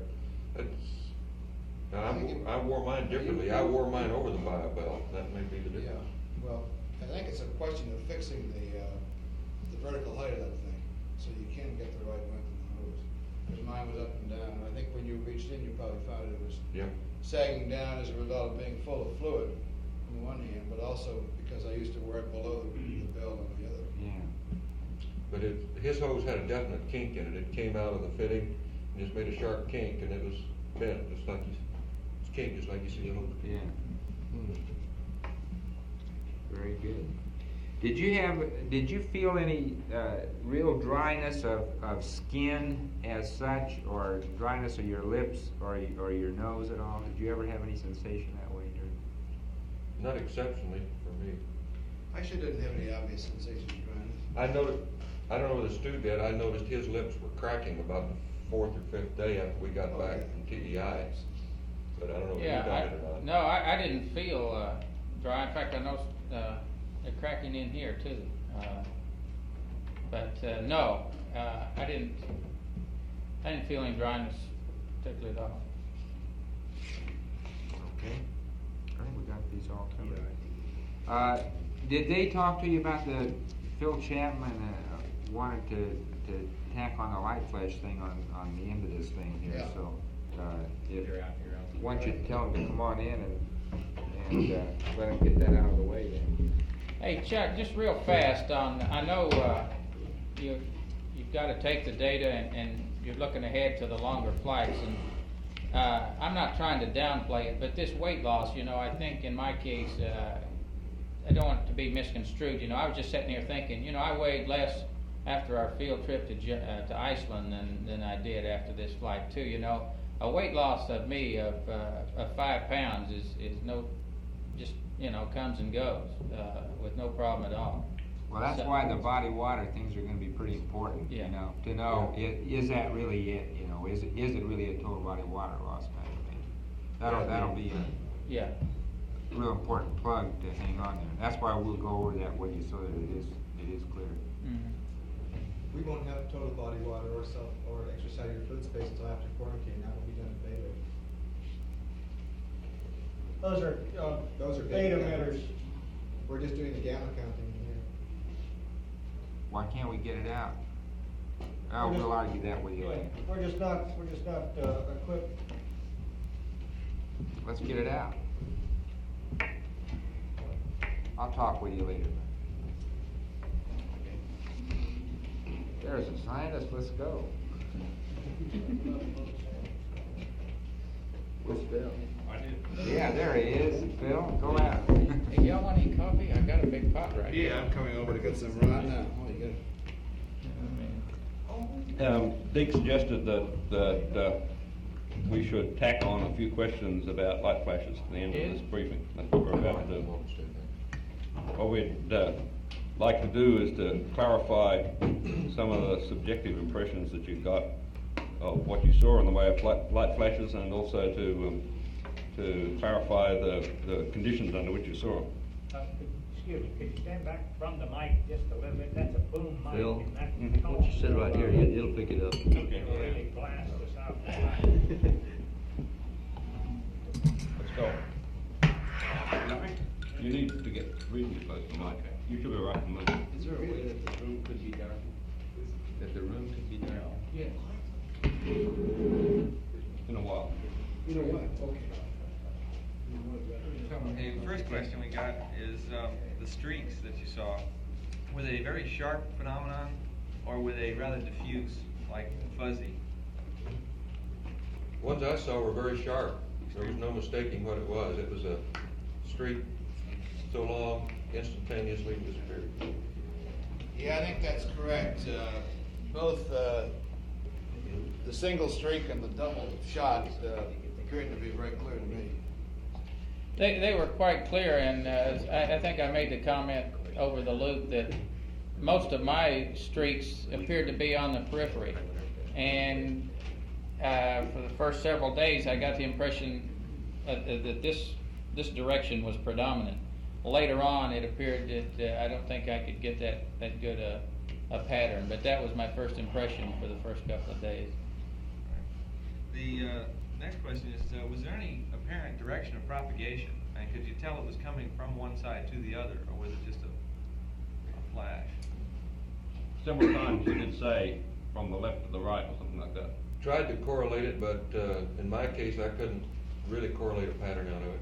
Yeah, I would think that the time period in which we tried to report them streak by streak, flash by flash, was representative. And it was my feeling that it was generally random during that time period, and therefore generally random throughout the times that we were noticing them. No, I meant, could you detect that it was moving from one side to the other in general? It was moving in a specific Oh, flash, a that's specific correct. flash, yes, yes. But you could see it as a travel from one side to the Yes. other? You I really think could. we tried to report it that way, didn't we? Yes, you Yeah, did report it. that's the way That the was impression we puzzling got. us because it happens, it has to be very fast, you know. Isn't that question kind of redundant then? Didn't believe you.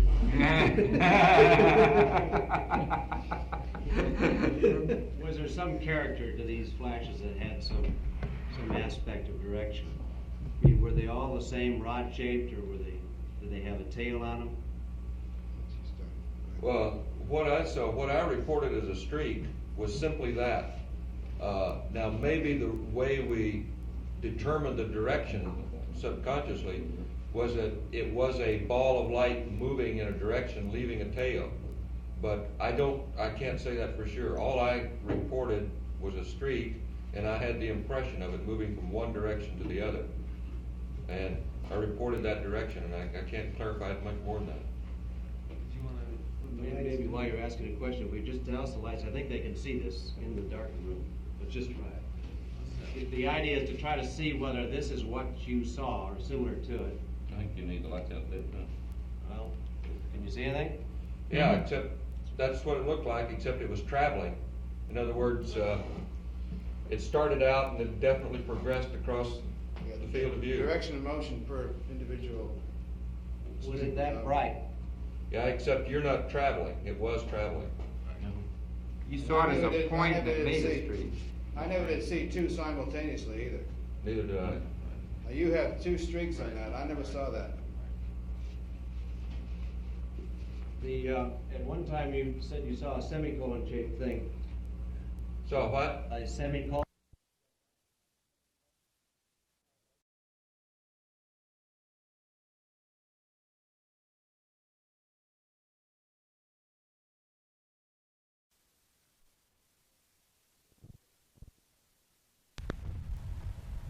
Okay, this is take number 14, continuation of section 23.0 with Jack Schmidt.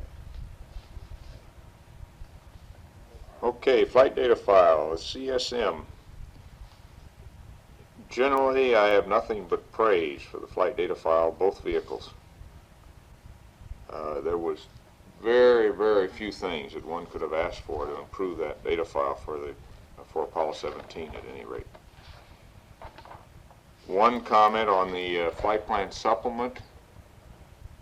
We had split pages for a number of the logging medical and food logging, and that probably was a mistake. I think the idea was fairly good initially, but the pages, we tended to only use that in the book as a whole, and it was a good place to keep them. And also the pages, if you had wanted them split, were too thin to maintain the split, and they tended to fall out of the book. I would recommend either not splitting or having heavier paper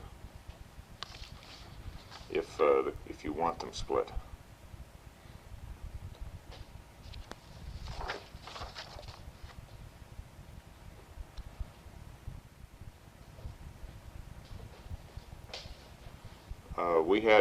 I had an extra cue card built for panel 229. I think it was an excellent card that summarized the circuit breaker functions both on 229 and on panel 8.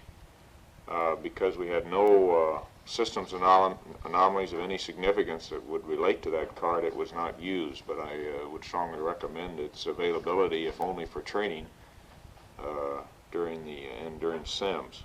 It's a good quick review of what you lose or retain for those two panels.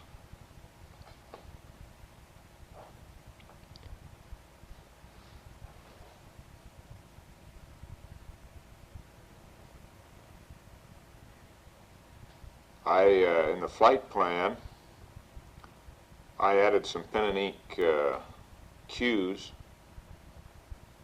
along the margins for certain observational targets that I particularly wanted to look at. These were independent of any designated experiment, and I entered them as a function of time, and that seemed to work very well for me. I think it had that kind of thing as an individual preference item. And if you have experiment, it ought to be flight planned. If you're just planning to use your spare time for specific observational targets or types of observations, then I think the pen and ink is maybe the easiest way to go, since it shouldn't concern any large number of people. Gordy Fullerton fixed up the circular orbital cue card for me with a similar designation of craters as a function of time. I did not use that, not because it wasn't a good idea, but because of familiarity with the moon, which came very quickly after a couple orbits, and you could recognize your position on the moon fairly easily as a function of each rev, either the time in the rev, approximate time since sunset, or just because you could look out the window and tell where you were. In the LIM,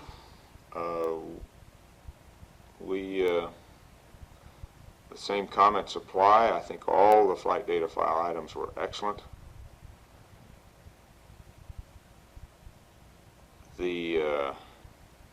I did not use the data card book to the extent that I know it was used on 15 and maybe on 16. We logged most of our specific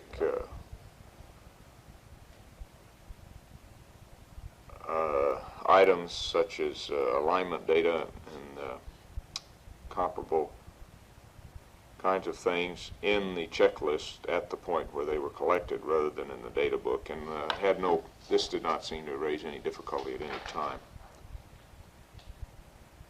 The cuff checklist we've talked about, I think, in the surface items. I thought the cuff checklist was excellent. I think we did the things. We had the right kind of photo maps in there that were useful for reference where we were around a given station. I don't think we used them as much as I had anticipated using them, mainly because navigation was no problem, and the points that we had selected pre-flight were excellent points for investigation, and there was no need to try to decide on alternative points to try to study in the vicinity of a given station. The list of items to be accomplished at each station are really they were mind joggers to read at each station. Were not as used as much as I thought they would be initially, but I think that was mainly because we both, at least I, had become so familiar with the items that each station was in itself easy to recall as a result of having created the checklist. So checklist turned out to be more of a learning item rather than a reference item for use on the surface. I wouldn't have done it any differently, however.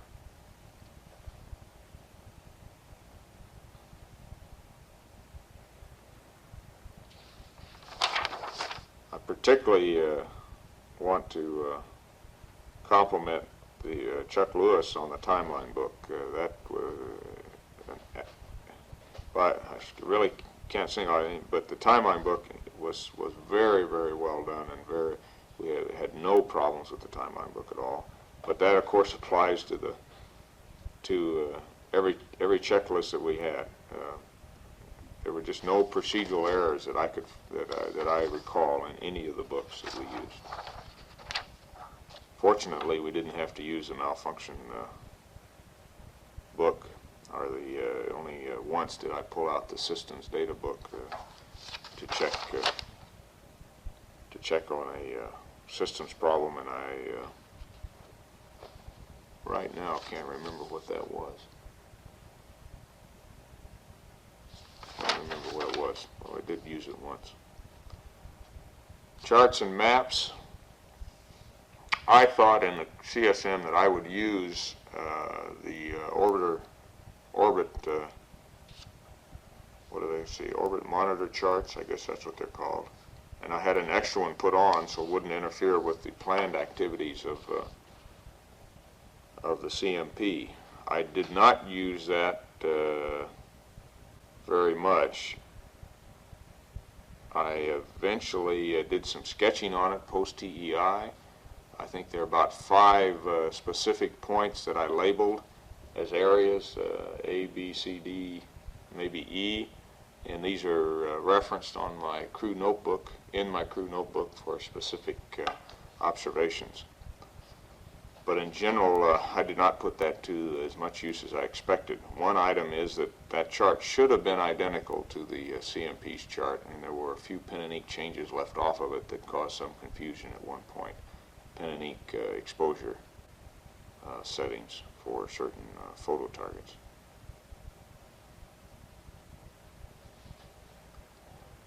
The CSM lunar landmark maps that the LMP had added in the rear of that book, again, were not used. I really thought I would use those, but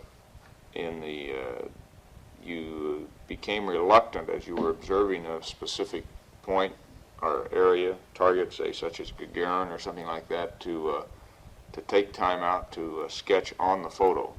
I tended, for the 2 or 3 minutes that observation was possible of a given area, I tended to look and then at the first opportunity to take notes in the notebook rather than trying to sketch on the photograph. And I suspect that this was because I tended to look for generalizations about the target that I was trying to observe rather than checking out specific individual features. And there really did not seem to be any need to make notes about specific points on the pictures, and as a result I did not use them. Again, though, I think having selected them and studied them pre-flight made it worth having them around. The necessity for flying them was probably less than the necessity for having reviewed them and studied them. I think I still, if I had to do it again, I still would want to have that kind of data available in the spacecraft, even though on this particular mission it was not used. I do think, though, that the CMP used his visual target maps considerably, and I did on a couple occasions use some of the ones that he had. Again, but for the most part, that was post-TEI, and I made some notes and sketches on some of those maps. And I think that just a function that there was a lot of time to look at the moon and make a sketch and then look back and fix it up post-TEI, where in orbit the time just did not exist. As Dick Gordon said a couple years ago, and once you start flying, the clock is relentless.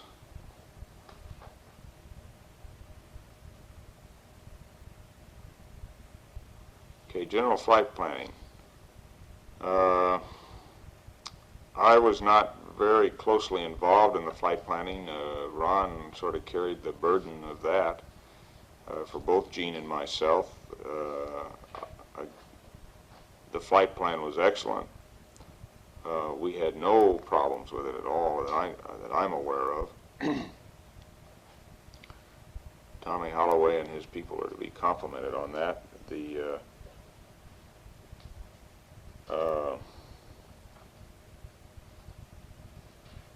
number of different requirements and experiments and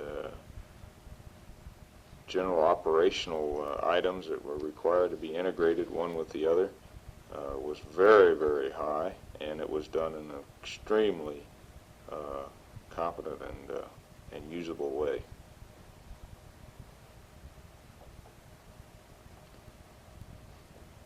And I can't think of anything that I would change in the way the flight plan was written.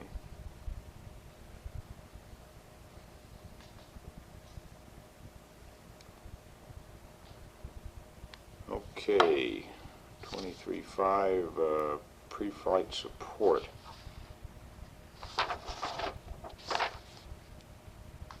Pre-flight support was excellent in the flight data file area.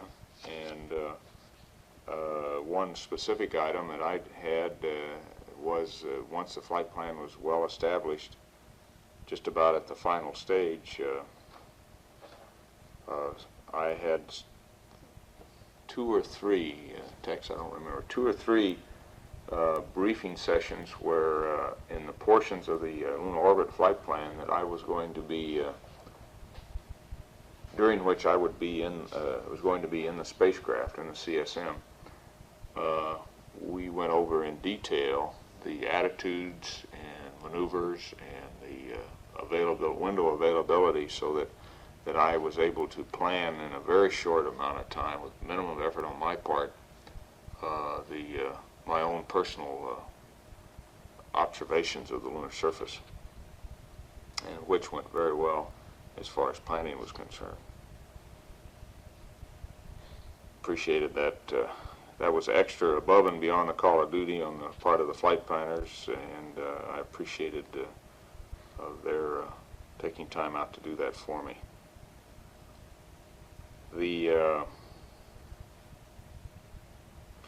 I think it was useful to have I think it was a day-long session where the flight controllers and the crew and the flight planners sat around in one room and went over those portions of the flight plan which were not normally simulated.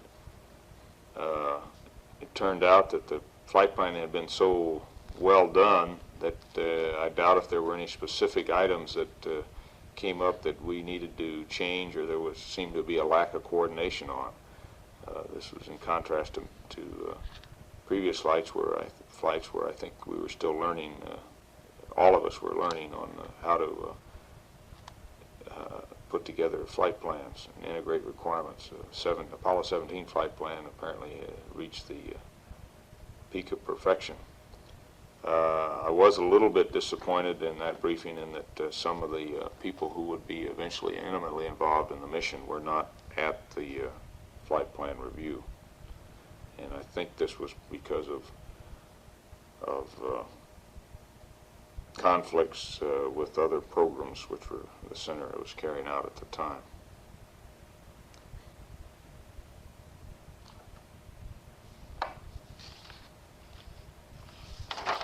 Okay, 24.0, visual sightings.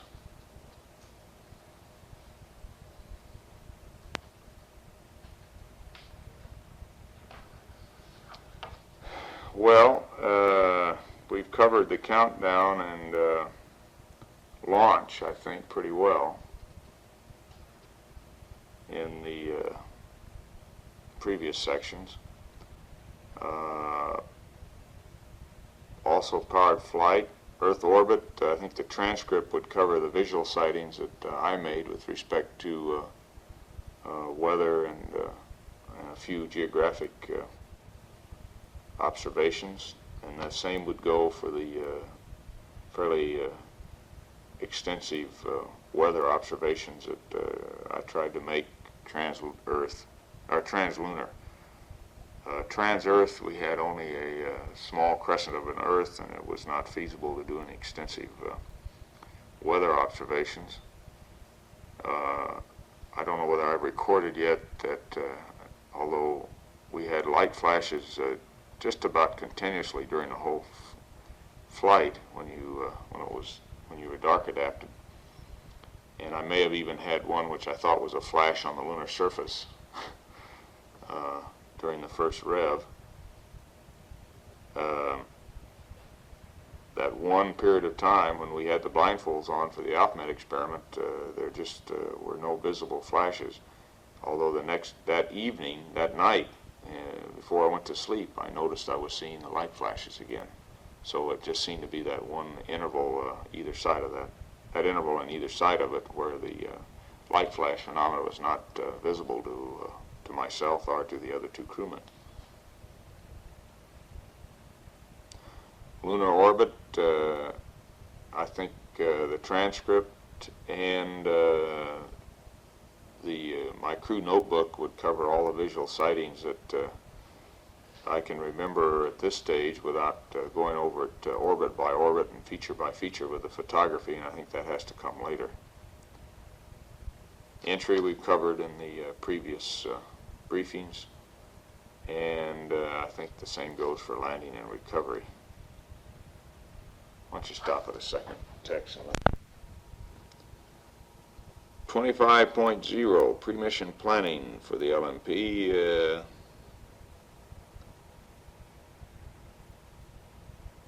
It's hard to think of, once again, of anything that we didn't do right. I'm sure that might have been different had we had problems on the flight, but the way the flight went, the total plan, the integration of the mission requirements into that plan, although there were periods of some difficulty pre-flight, particularly in the area of medical requirements, and in some last-minute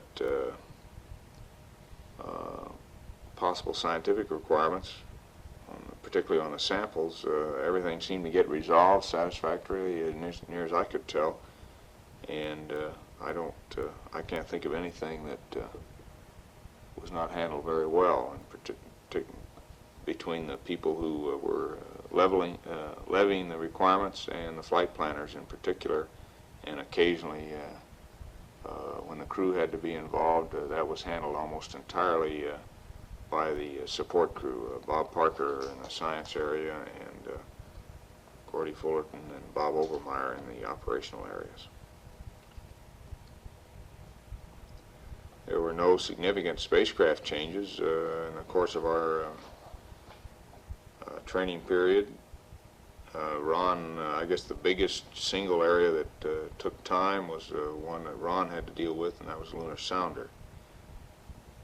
Most of our ALSEP changes were all taken care of prior to our training, and we had a few minor suggestions that were taken care of early in the training cycle, and we essentially had an up-to-date ALSEP to train with and all other lunar surface gear was up to date for most of the 12-month training period, or the final 12 months of the training period.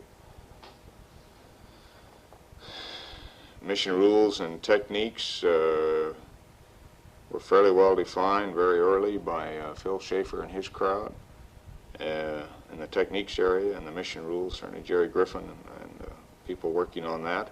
No major changes, and the only changes were all, I felt, in the right direction, in that they enhanced the probability of making a landing and a successful mission.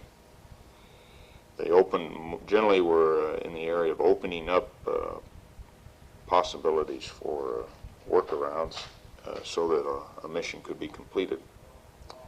We really never had to exercise any of the mission rules in an abnormal way. I think the one time that mission rule tended to, let me finish this, Chuck, I'll be going. A mission rule tended to be fairly clearly a controlling factor was in the limitation on the work at Station 4 or Shorty Crater, where we were up against the walkback constraints and terminated that work after only 35 minutes, where another 30 minutes there I think would have been extremely valuable, although I hope that we got enough information that the phenomena exposed at that crater can be understood. Okay, why don't you stop it? 26.0 mission control. Typically outstanding support for mission control. I think this includes the number of extracurricular hours that the LIM people and the ECOMs for the CSM in particular put in with me on Saturdays and other times, just generally talking over systems and techniques and mission rules, and that was a major factor in helping me understand and keep up to speed on those items.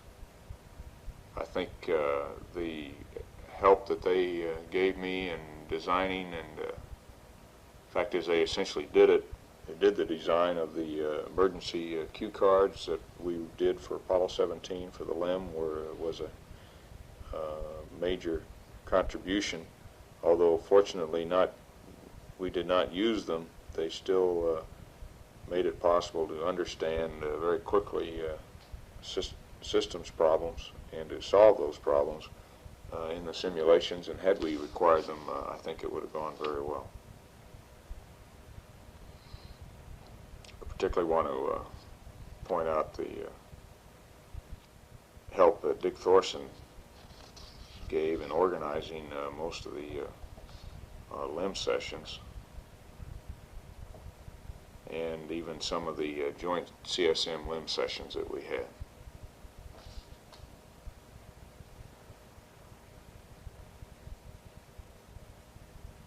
And he also, Thorson also was a major organizer of the creation of and the updating of those emergency cue cards.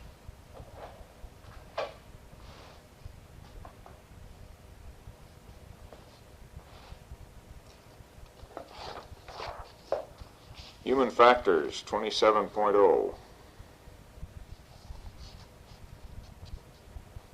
Oh, let's go back. That's one other comment on 26.0.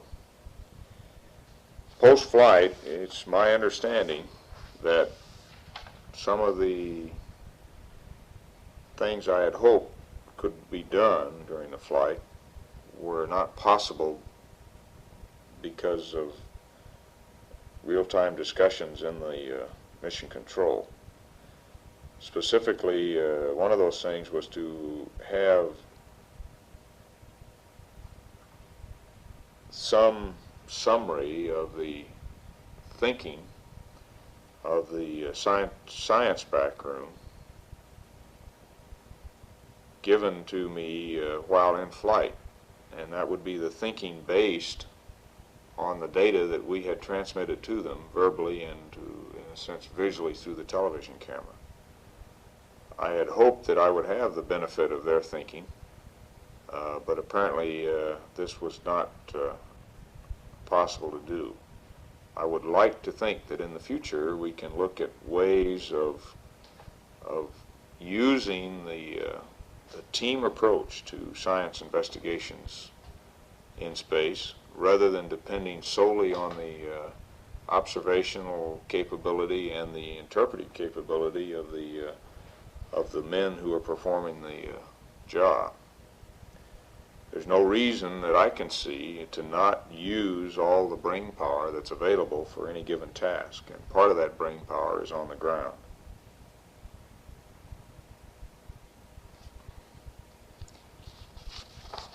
Okay, 27.0.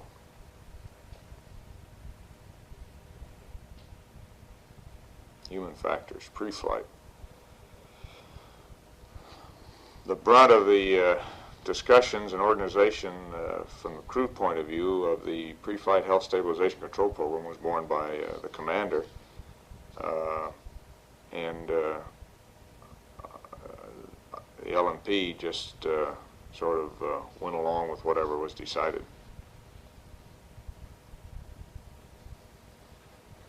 I personally did not find any great difficulty in working out and adhering to the requirements of that program. I think medical care, although very limited requirement, was good. A couple sinus infections I had reacted just like they always had, and we were able over a period of 10 days or 2 weeks to get those cleared up. Time for exercise probably was less than it should have been, although I was able to get a good workout just about every other day, in addition to the workouts we got as a normal course of our EVA training. Eventually, techs started putting on the schedule time in the late afternoon for exercise, and that helped as a reminder and buffer to see that exercise was obtained. It is generally hard, at least in the lunar training program, to get exercise periods in during the day, and quite frequently the exercise was done in the Cape gym at night.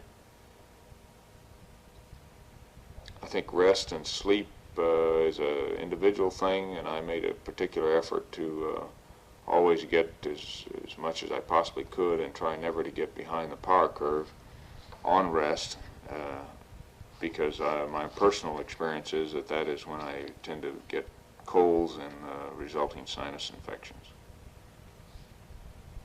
Medical briefing was good. The exams seemed to go very well in my estimation. They were as expeditious as possible under the circumstances.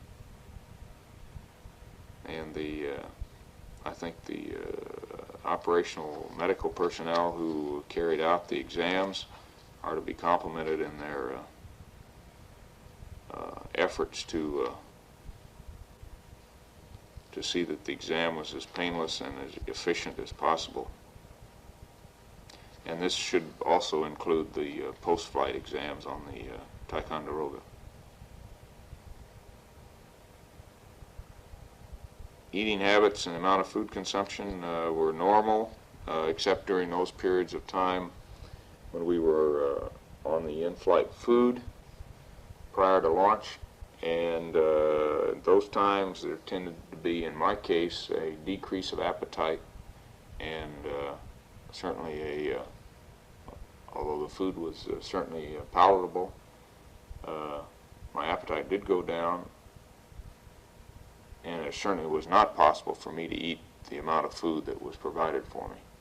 This also applied to space work, but in the case of the in-flight eating, although I did not eat everything that was available to me in my food packages. I apparently needed to if I had wanted to avoid losing weight. My appetite was down, but also apparently for some reason I had a loss of weight, and at this time of this recording my weight is still down, has not gone up to pre-flight levels, which may have been a little high, by the way. Okay, 17.2, flight, appetite, and food preference. Well, I just discussed that a little bit, and the appetite in flight versus 2 weeks pre-flight was less, again, except for when we were testing the pre-flight food, when I also had a low appetite. No notable differences in the taste of food. I think the things I liked pre-flight, I liked in space, and the things I didn't like, I also didn't like. I didn't notice any differences.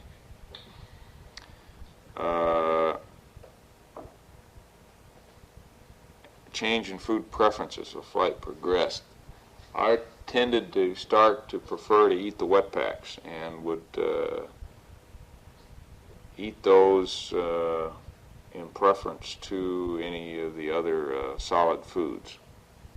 I would strongly recommend, from my personal point of view at any rate, that the wet packs be used in preference to the rehydratable. I think that probably you get a different opinion from the other crewmen.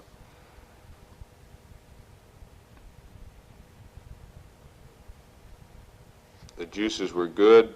After the first period of one and only period of difficulty with loose bowel movements, I did cut out the potassium indicated foods, and although I can't say whether that had any effect or not, but I did not have any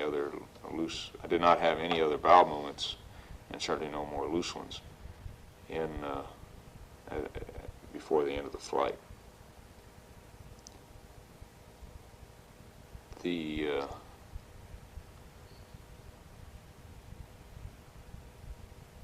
first bowel movement after flight on the Ticonderoga was normal. The second was very loose. The third was normal, and the fourth and fifth very loose.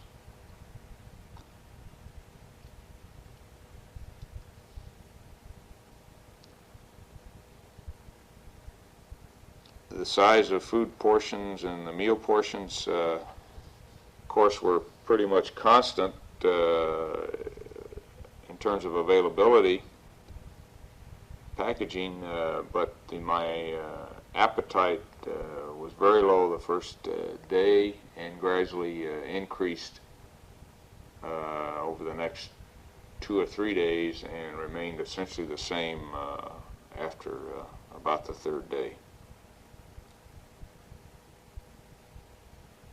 I mentioned the most acceptable foods were the wet packs and the juices. The fruit cake I thought was good, although it was possible to eat too much or to get to a point where you didn't want any more. The chocolate was good. I think of the dry crackers or cookies or graham crackers were probably the most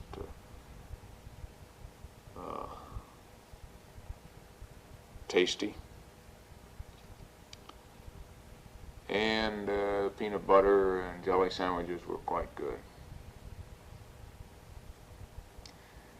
Deviations from the menu and the periods are all recorded in the flight transcripts, I'm sure. Okay, food preparation and consumption.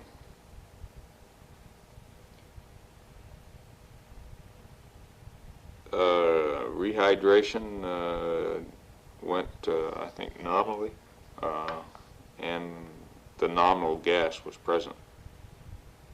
Food temperature tended to prefer the foods that were warm or hot, and the hot water was quite adequate for warm foods.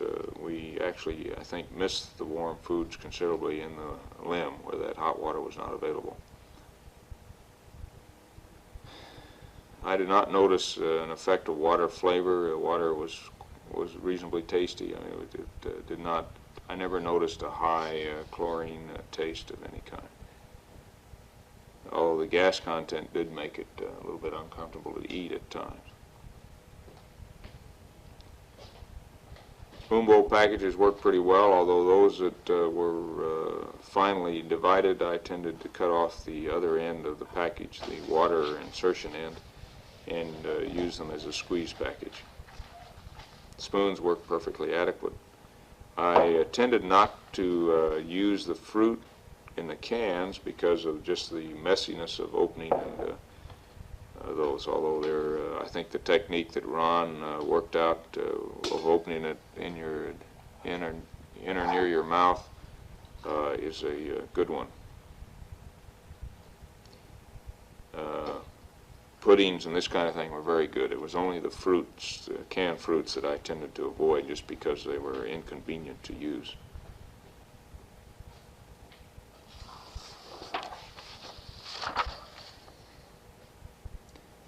Food bars during the EVAs I think were good to have, although I never ate more than half of one. It wasn't because it was untasty, it's just because of a maybe a lack of interest in eating and using that time during the EVAs. I think after the EVA, before and after EVAs in the limb, ate very well.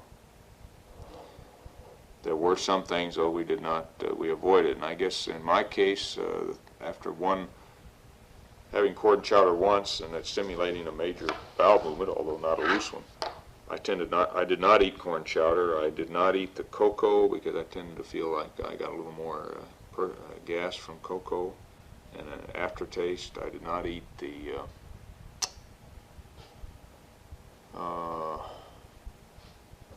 shrimp, the seafood items, shrimp and the lobster bisque and these sort of things, because of pre-flight I had noticed that they tended to have a long aftertaste.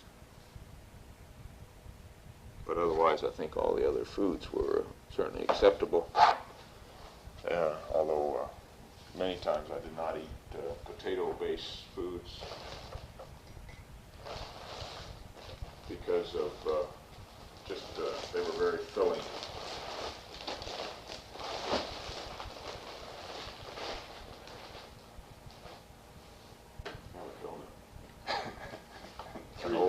Three-day-old donut. Okay, food waste stowage. I don't know how the germicidal tablet worked. The pouch was okay. Would have been nice to have a little dispenser that was easier to use than the pouch. I don't know whether that would be possible to do or not. It seems to me it would, a little tube dispenser of some kind where they came out more easily.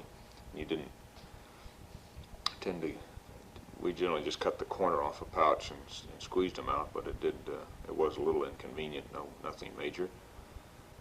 We used the germicidal tablets, I did at any rate, in all the juice bags and the food spoon bowl bags and the wet packs. I did not use them in the tea and coffee. Undesirable odors, really, except for the passing of gas occasionally by the other crewmen and some occasionally by myself. Undesirable odors were at a minimum. I did not find that the atmosphere was unpleasant as a general rule.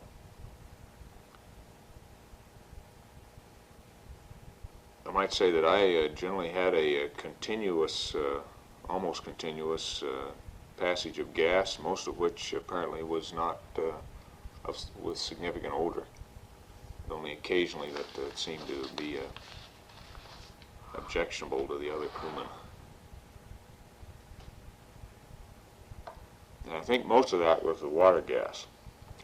And the reason I think that is that upon starting to eat, there would be an increased desire to pass gas. increased pressure in my stomach apparently was transmitted almost immediately into the bowels. And I would, after eating, would pass gas for a couple hours to 3 hours. And just before eating the next time, the desire would have pretty well dissipated, and then it would start again immediately upon eating, before any digestion was possible, I'm sure. So I suspect water gas was the main culprit in the LMP's gas problems, which were not significant. Quantity of food eaten on the lunar surface, I think, was high, although probably no more than half of that food that was available. It's hard to say exactly, and I think that could be worked out maybe with a detailed look at the menus if that is desirable.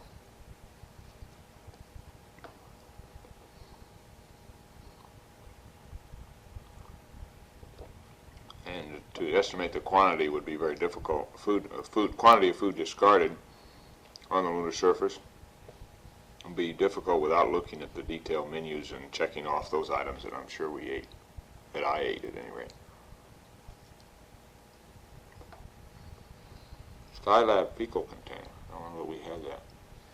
Oh, she did, but We used a blue bag. Oh, that's right. We flew that on 14 on this one. The blue bag is not a bad way to defecate unless the stool is loose.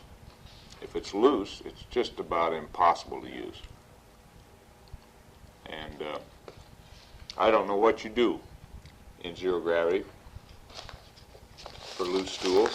I don't know of any clever way to prevent that being a problem, and I'm not even sure whatever the Skylab people are using will prevent that from being a problem. The best thing you can do is to work out prevention of loose stools rather than trying to handle them after you get them. A loose stool is one of the major hygiene and sanitary and operational problems that you can have on a flight. I can't emphasize that more. You can, if it happened on a regular basis, on a daily basis, you would, I think, eventually cut the efficiency of the crew member with the problem by a significant percentage, possibly as much as 30%, depending on the magnitude of the problem. I think it's important to try to understand why Apollo 17 was different than 16, and at least in the delay of a problem with loose stools until about the 11th or 12th day. And in the case of the commander, no problem with loose stools. And my personal opinion at this point, based on very little information other than observation in flight and thinking about levels of electrolyte intake, is that with the electrolyte quantity down from that imposed on Apollo 16, that we did not reach a electrolyte saturation level until the 11th or 12th day in terms of this CMP and the LMP, and in terms of the commander, because his electrolyte intake was generally less, I think, and that can be documented, he did not reach a saturation level at all. And when that saturation level was reached, however, in the case of the CMP and LMP, I suspect that the electrolytes we were eating were dumped, in a sense, or concentrated in the intestines and tended to act pretty much as a laxative, and as an Epsom salt type laxative, if you will, and concentrate water in the stool.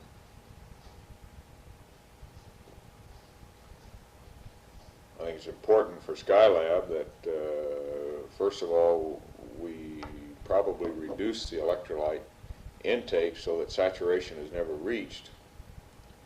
And secondly, that if a loose stool problem develops, it appears to be an electrolyte problem rather than any other biological problem,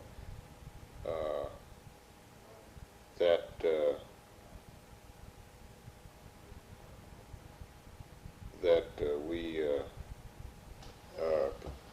decrease the intake of electrolytes. This is what I did on my own, and whether or not it worked or not is hard to say, because the flight was terminated before any other stools occurred.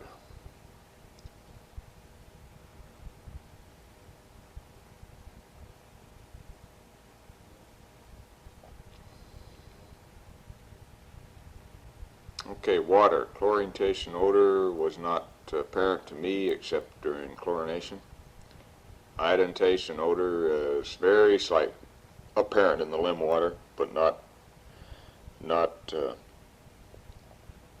of any significance to the LMP.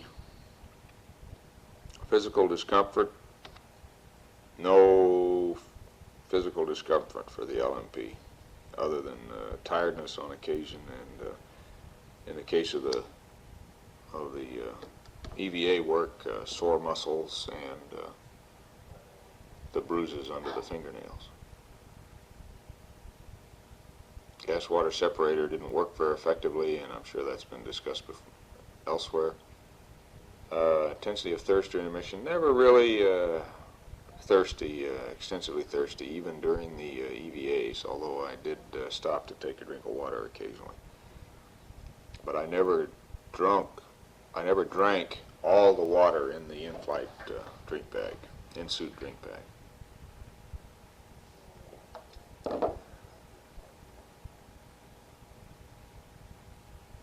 Work, rest, and sleep. Okay. Hey Tex, yes. Could you try to call the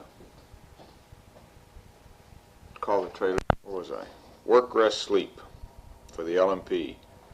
The difficulty in going to sleep was variable, and when Seconal was used, generally no difficulty in going to sleep. When it was not used, I guess there was a tendency to stay awake a little bit longer, but on other occasions, the absence of Seconal did not seem to affect the rate of going to sleep. There was a tendency on several nights to go to sleep and then wake up fairly soon after going to sleep, within an hour. And then the second time took a little bit, maybe sometimes took up to an hour to go back to sleep. But I feel that the medical log reports for the LMP were generally valid, that probably an average of 5.5 to 6 hours of sleep per night was good, and I don't think, except for maybe one night somewhere in there, did I go much below that. But the sleep was rarely, probably never continuous for more than 3 hours without waking up. I feel that 6 hours is adequate sleep for the kind of work we were doing in space.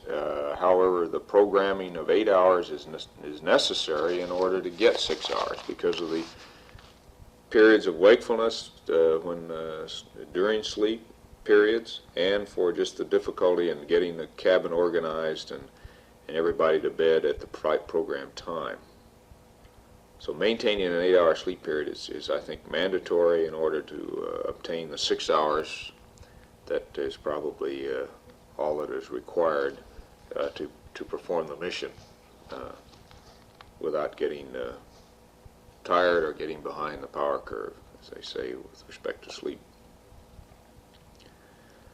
Restraints, I had the feeling that, did you find anybody over there? I had the feeling that I wanted to have my head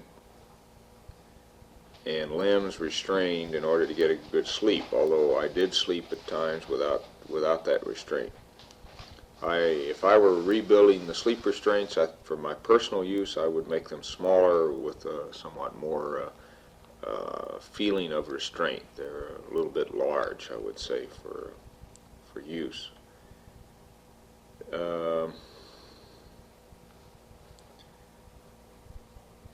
When I slept in the couch, I tended to put a shoulder strap over my head and cinch it down very lightly so that I had that feeling of head restraint. Probably the biggest two things that made sleep difficult, when it was difficult, was the loss of sensory perception of limb position in zero gravity when they were not being moved. That perception came back immediately upon moving them.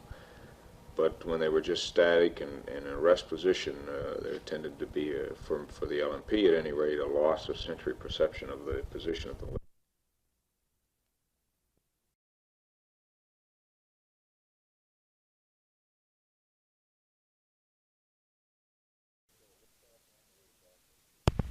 We're picking up at 12-0 liftoff rendezvous and docking. And again, where things went nominal, as per the checklist, we're going to get the lunar surface checklist, Jay? Absolutely. Okay, we're going to say so. LEM power up and launch prep went well. We did not do the P-22. And everything else just went as advertised on the LEM. She came up and powered up beautifully. Anything in there that's worth going over? Okay, the liftoff was went normal. We got obviously all our pyros, and we lost no changeover Parker valves or anything. The only thing that I would like to mention, let the LMP pick it up here, is that very soon after liftoff, we had apparent loss of comm, a lot of noise in the S-band. It turned out that we were downlinking, but there was something wrong with the uplink. So the CDR watched most of the guidance and could call out in the blind altitudes and goes and what have you as we pitched over and pressed on up. But for about the first 2 or 3 minutes, I think the lunar module pilot had to concern himself with trying to get comm back.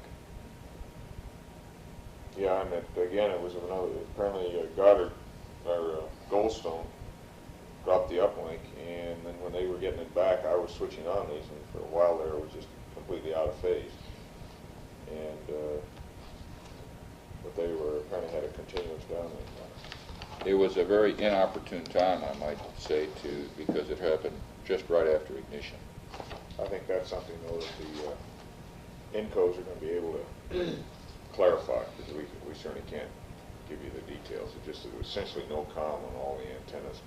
We got into they briefed us on a trajectory. We flew into a trajectory that appeared to be nominal. The ag showed us slide out of plane, I believe, and as a result, our tweak at 9 foot per second. It was -4, -9, and +1. We burned out X, Z, Y in that order, and it looked like the ag's out of plane indication was good. About 7 feet per second, a little over 7 feet. And it looked like we might have had somewhat a G-sensitive drift in our Y accelerometer and the pings, but the tweak, as it turned out, was an excellent tweak because our rendezvous resulted in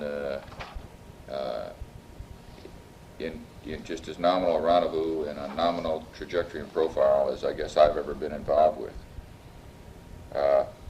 The drift and accelerometer did not bother us anywhere else in the tracking or in the rendezvous at all. Rendezvous navigation was followed a checklist. We got radar performed very well. We had auto updates into the ags. The only thing I might mention here is when it came to making a TPI burn, the residuals in the TPI burn were greater than what I had expected them, and we did not record them because I wanted to get them nulled out just as soon as possible. But they were, and I don't know the tenths, but they were -7 in X, and then they were 4 and 4, and I'm not sure whether they were plus or minus in Y and Z. But they were. The point I'm making is they were larger than I had expected. They were -7 and a 4 point something and a 4 point something. We reduced those to less than 0.2 of a foot per second, and from there on continued to plot right through the mid-courses, right up the pike on a nominal trajectory.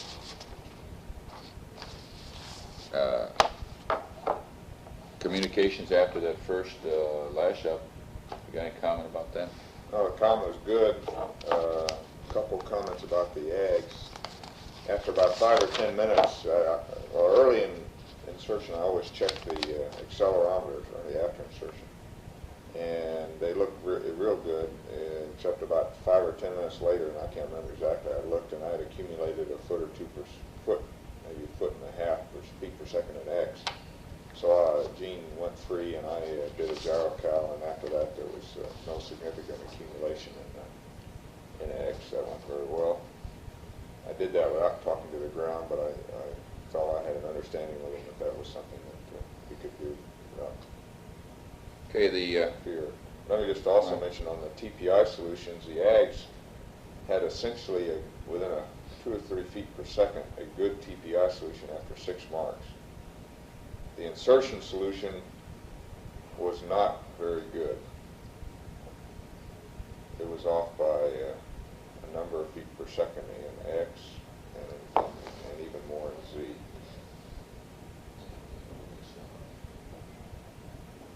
This was your first one, 17 marks, and this was your final. Didn't change much. No. The pings recycle and pings final were very close, within a couple feet per second in X, they were right. Yeah.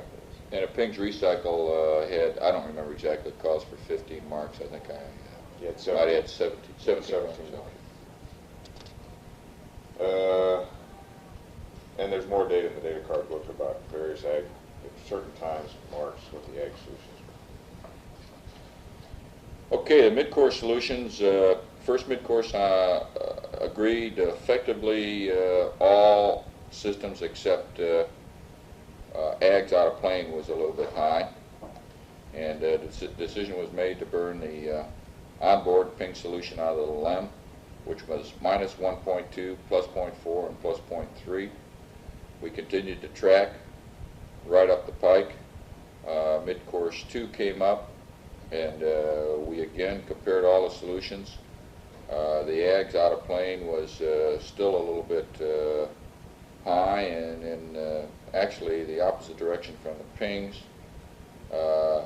We had a slight variation in the CSM solution in Z. I don't know why. It came up with plus 5.4 feet per second in Z. So we really didn't get a very good correlation between the CSM and the LEM on the second mid-course. But the pings was still performing, the radar was still performing, and based upon our trajectory plot and based upon our following the nominal inertial line of sight rates, we decided to burn the pings, onboard ping solution in the LEM, and it was minus 0.4, minus 0.7, and minus 1.6, and from there on out we just continued to follow the inertial line of sight angles, and very little tweaking in either in Y or Z, and we just sort of floated right through the braking gates at 1 mile. I think we took about 6 or 7 feet per second off to hit 30. We met all the gates as prescribed, and just came moving very slowly into final station keeping. Went into a formation flight around the CSM, got a good inspection of the spacecraft in the sim bay, the report of which is in a transcript. Everything looked good to us. We eventually maneuvered, the command module maneuvered to the docking attitude. The LEM just took his position, his docking attitude, did his pitch and yaw maneuver, and or gave station keeping control to the command module to pitch and yaw maneuver, and stood by for docking. Okay, command module pilot, proceeding on with the docking.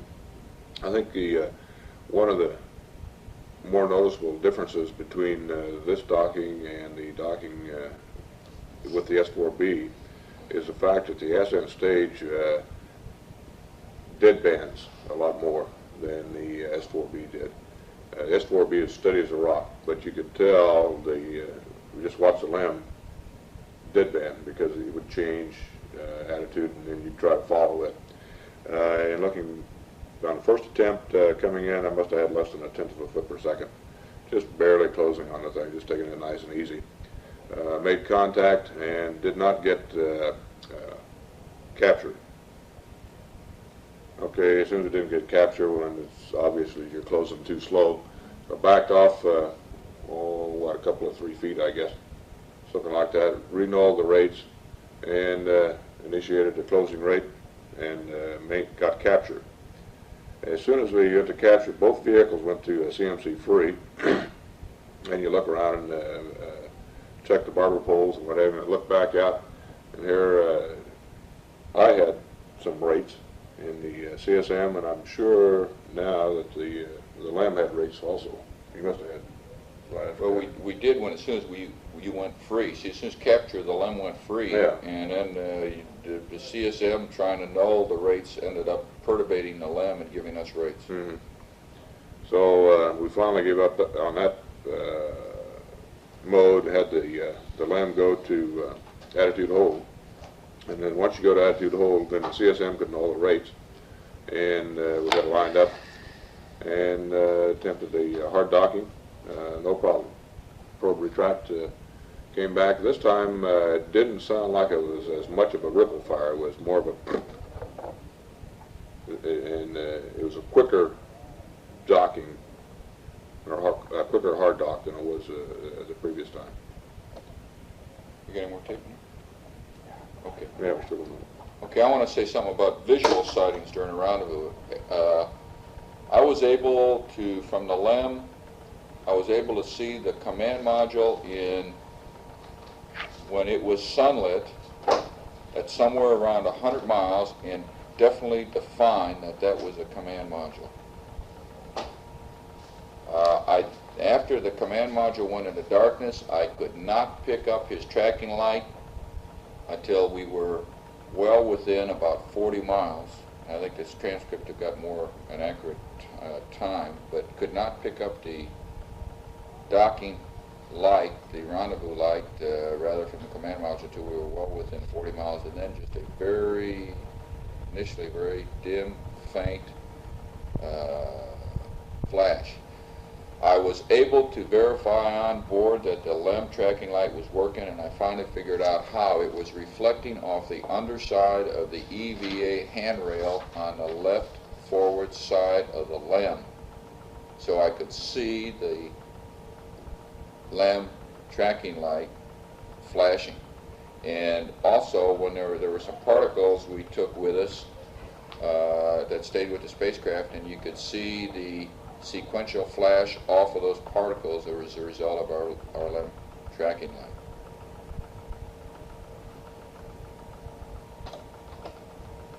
Okay, this is the command module pilot. I've already mentioned in section 11.0 about the visibility of the lunar module through the optics. I got down here. Let's see. Anything else to add about photography and television? The photography on the LEM, we'll just have to wait and see how it turned out. I took a lot of footage. Actually, we put it on not only the Ascent mag, but we put it on another mag. We had part of the mag built. So, and that includes a sim bay.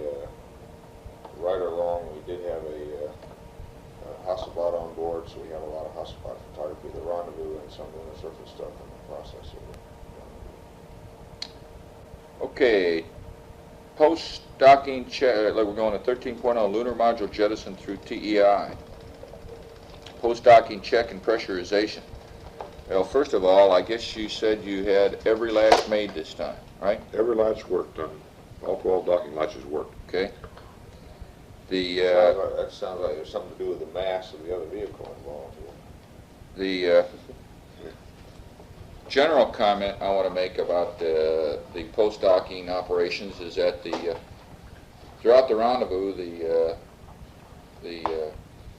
both pilots in the LEM kept their helmets on for dust, keep the dust out primarily. The commander took off his gloves almost immediately after insertion and flew the entire rendezvous that way. You took yours off sometime later, didn't you? I kept mine on after we'd done a lot of transfer. I can't remember exactly. Kept your gloves on too? You kept your gloves? Okay, after insertion, I did most of my pre-insertion work with the gloves on because I didn't want to take the time. I want to get that initial ag solution, and I could get that fairly rapidly with the gloves. And I didn't take the gloves off until maybe 10 or 15 minutes after insertion. But I kept the helmet on all the way through most of the transfer, just to avoid breathing the dust because I'd had the irritation, sinus irritation on the surface. And the commander kept the helmet on throughout the rendezvous and docking. I took my gloves off after insertion and left them off. Now, when we started getting prepared, as soon as we were hard docked, the commander took off his helmet. And as I look back at that, because of the dust debris in the LEM spacecraft, I'm sorry I did it.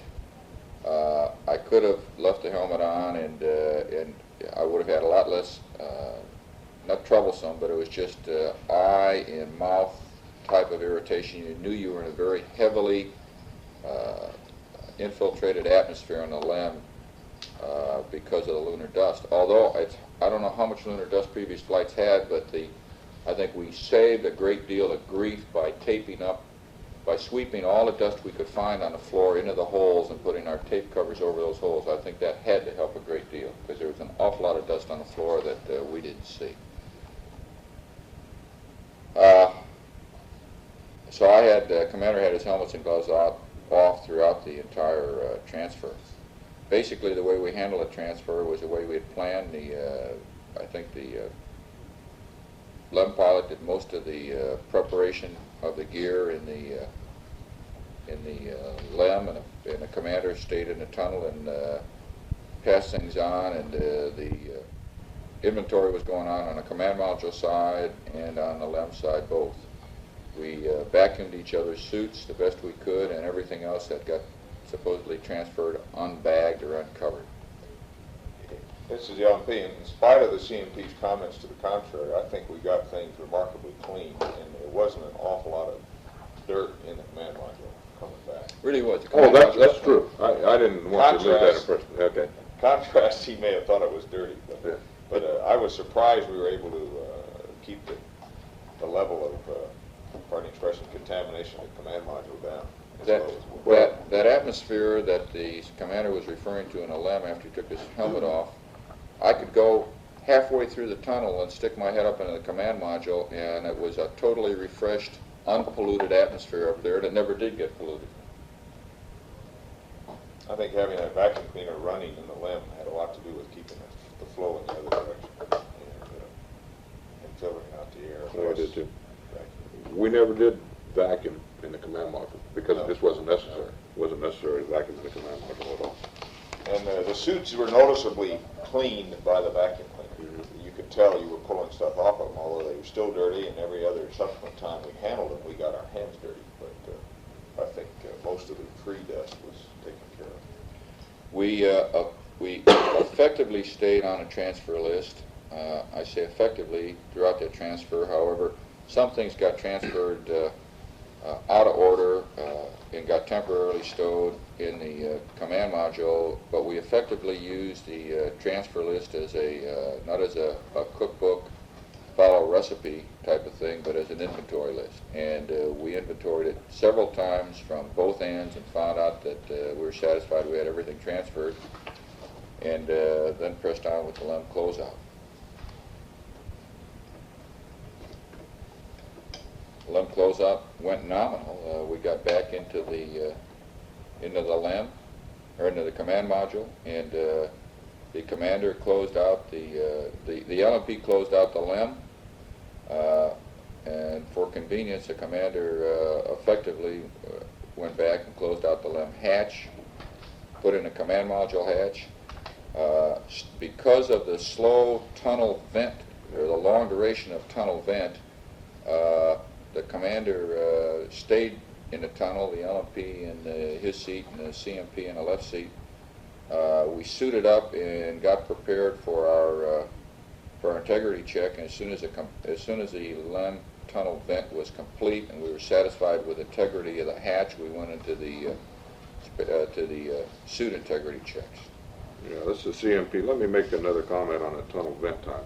I'll bet it must take, and I'm not sure if this is correct, but I bet at least 3 or 4 times longer than the simulator is for the tunnel vent move. And I think that's going to be applicable to Skylab because of their docking.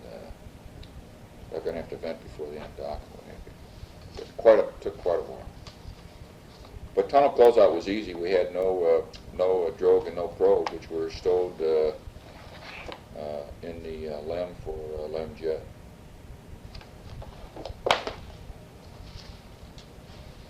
Going through the rest of these mine triggers under lunar modules and through TEI, we just followed the checklist, and it all seemed to happen just as advertised. Well, we got a little bit intrigued with the LEM jettison. You know, this time it was great, and it just sailed out there nice and pretty, and we got a lot of good pictures of it where we should have been maneuvering, and we ended up getting into P41 for the set burn a little bit late, but that's no problem either because we just turned the residuals in P41 and got a good set burn. I want to make a comment that I think cleaning control in the command module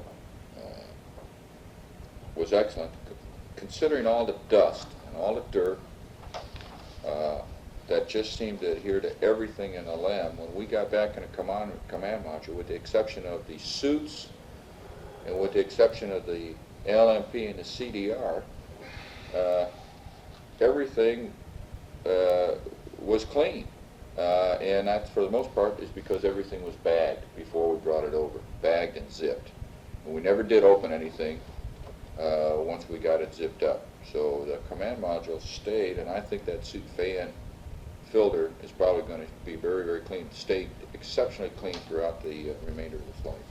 Let me add in the bagging, the decontamination bags, I made a special effort as per request pre-launch to pull those zippers as tight as I could, and they should be pretty tight sealed.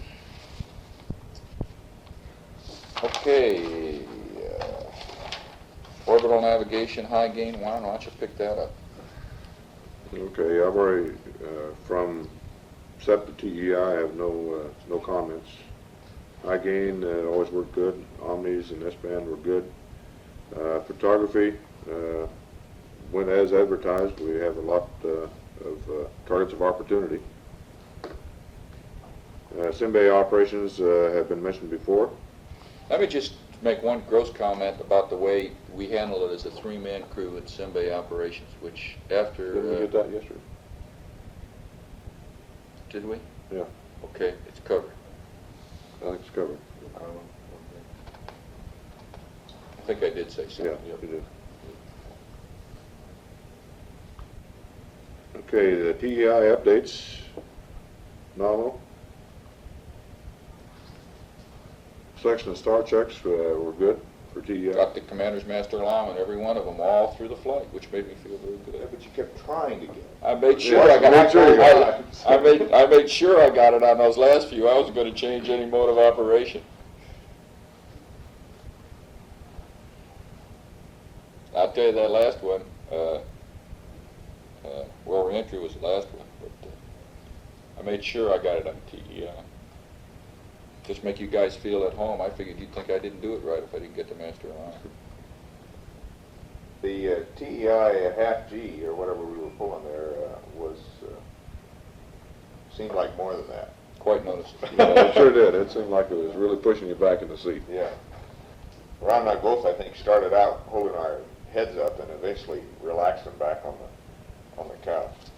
I guess we must have had the spacecraft pretty well stowed or tied down because as I briefed the CFP and LMP, and as I recall those kind of burns back in Apollo 10, lots of things start moving through the spacecraft and find their due on the aft end of the spacecraft because of the G load. And much to my surprise, all we had was initial thud as we moved away from the station, and we didn't have any gear coming from anywhere flying through the spacecraft. So we must have cleaned it up pretty well. I caught a white tagged wet wipe.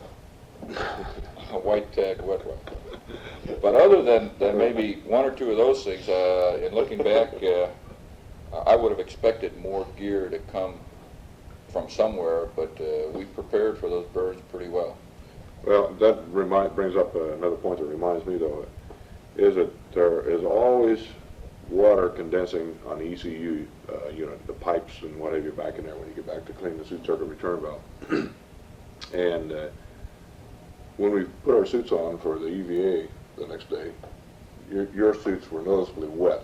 Mm-hmm. And also, when I pulled the PGA bag up, it was damp down underneath the PGA bag.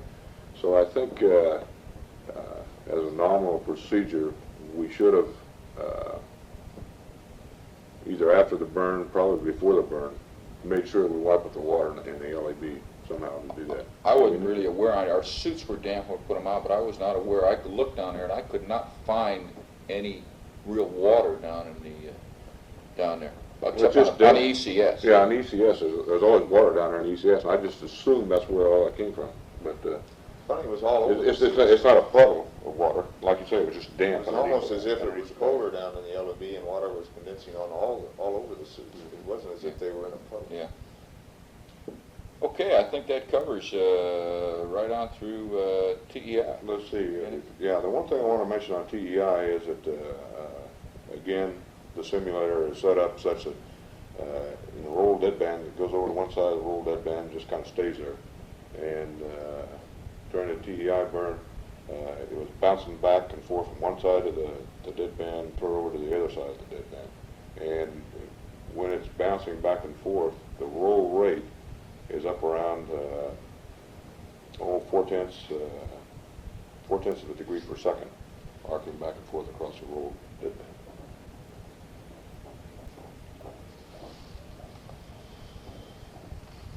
Okay, 14.0 Trans-Earth Coast, and the thing that I just realized we've neglected to say anywhere about systems, I'd like to mention chlorination at this point in time. I think without fail, did you ever talk about it? No. I think without fail, almost every chlorination leaked. Sometimes larger quantities of water, other times just small quantities of water, and I'll tell you where it leaked. Water or chlorine? Well, or both. It's a combination. Chlorine in your chlorinating and buffer, or water when you withdrew the buffer sample. But where it leaked appeared to me to leak within the ampule itself around the bag, because it was the chlorine, the cylindrical chlorine dispenser that was continually wet. It was not where the dispenser fit into the needle, or where the needle adapter fit into the spacecraft. It was within the barrel chlorine dispenser itself, and we continually, chlorination was a case of always cleaning your hands with chlorine, because you always had it available down there within that dispenser, and in some cases you had larger quantities of water that had to be wiped up with a tissue. That plagued us throughout the whole mission. It turned out not to be a serious problem because we learned how to handle it, but that was one system anomaly that never had really been brought out. Okay, let's see, CMP, let me amplify that a little bit. In 2 cases, I'm almost positive that when you put the thing on in the bayonet fitting and crank it on there, it did not puncture the ampule itself. And the reason I believe that's correct is that when you start to crank the outside of the cassette down to push the chlorine into the water system, it was very hard to turn. And if you tried to force it, you could force it on down there, and I'm sure that's a good way to break an ampule on the thing. And if you take it, I just, in 2 cases, took the bayonet fitting loose again and put it back on there, and in both cases, then you try to squeeze the chlorine out of the ampule into the system, and it would turn easier. But it's still hard to Awfully hard to awful crank that hard valve to down. crank that thing down. But we did not, we got the chlorination done. We didn't miss any injections of chlorine, and we didn't miss any of the buffer samples. So I guess we got the job done. It was just a little bit messy. And chlorine was evident, and because the CDR eventually peeled all the outer skin off his right hand, and I'm convinced it was due to the chlorine and had nothing to do with the EVA. Boy, you lost a little flesh, little skin on the Trans-Earth Coast, systems navigation. Let's press on and see what we can say about that. Do you want to have lunch, Dave? Okay, well, let me see how much Trans-Earth Coast we got to do. Let's go through up to the CSM EVA anyway. Okay. Okay, Trans-Earth Coast, the first thing I want to mention is passive thermal control was at what I would call unusual latitudes because of the UV and IR requirements. Now, these unusual latitudes did two things. They put us, they required us to remaneuver the spacecraft several times and enter and exit PTC several times, which in itself was not a problem. It was just additional coordination. Coincidentally, most of these particular PTC attitudes were within 30, certainly 45 degrees of gimbal lock most of the time. So we were looking at the red apple good portion of the trip home. But they also, some of those attitudes where you actually were not in, we were in attitudes and or PTC at these relatively unusual positions, change the equilibrium heat load on the spacecraft. You could see it in RCS, quad temperatures were all right, but you could see it in helium package temperatures. And most notably, you could see it on the change in condensation from the tunnel hatch to the forward hatch. The tunnel hatch eventually, for most of the way home, ended up to be very dry. And about the second day out on the way home, the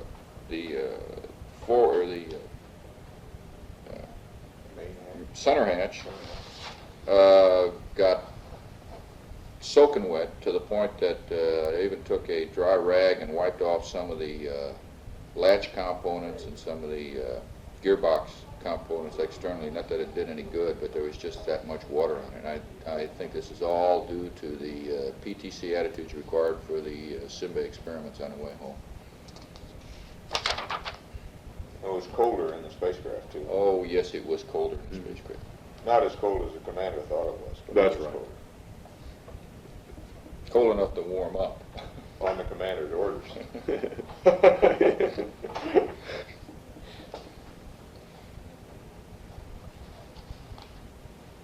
And I just mentioned we warmed it up with the ground's suggestion of an extra inverter and going to manual on the temp in. I think we discussed that yesterday. Ron, all your rough snap changes, your torquing, platform torquings, all those went very well, I thought. They went great, really well. And all the way back home, it was just changing attitudes, with the exception of the EVA day, which we'll cover here shortly.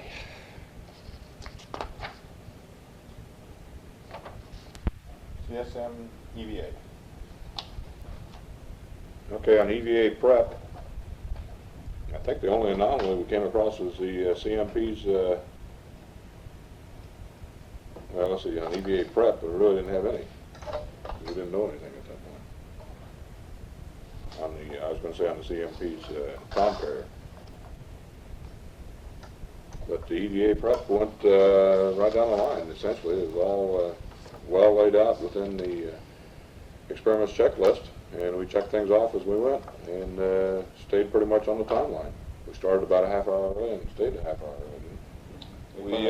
We started, we were half hour early throughout the whole thing, and we lost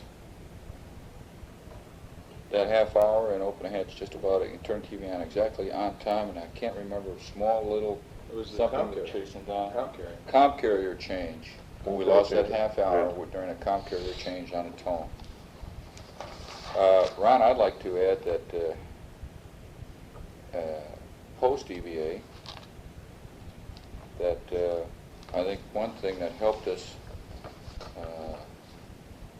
immensely on what ended up to be, I think, a very fine entry stowage was that we sort of backed off after the EVA and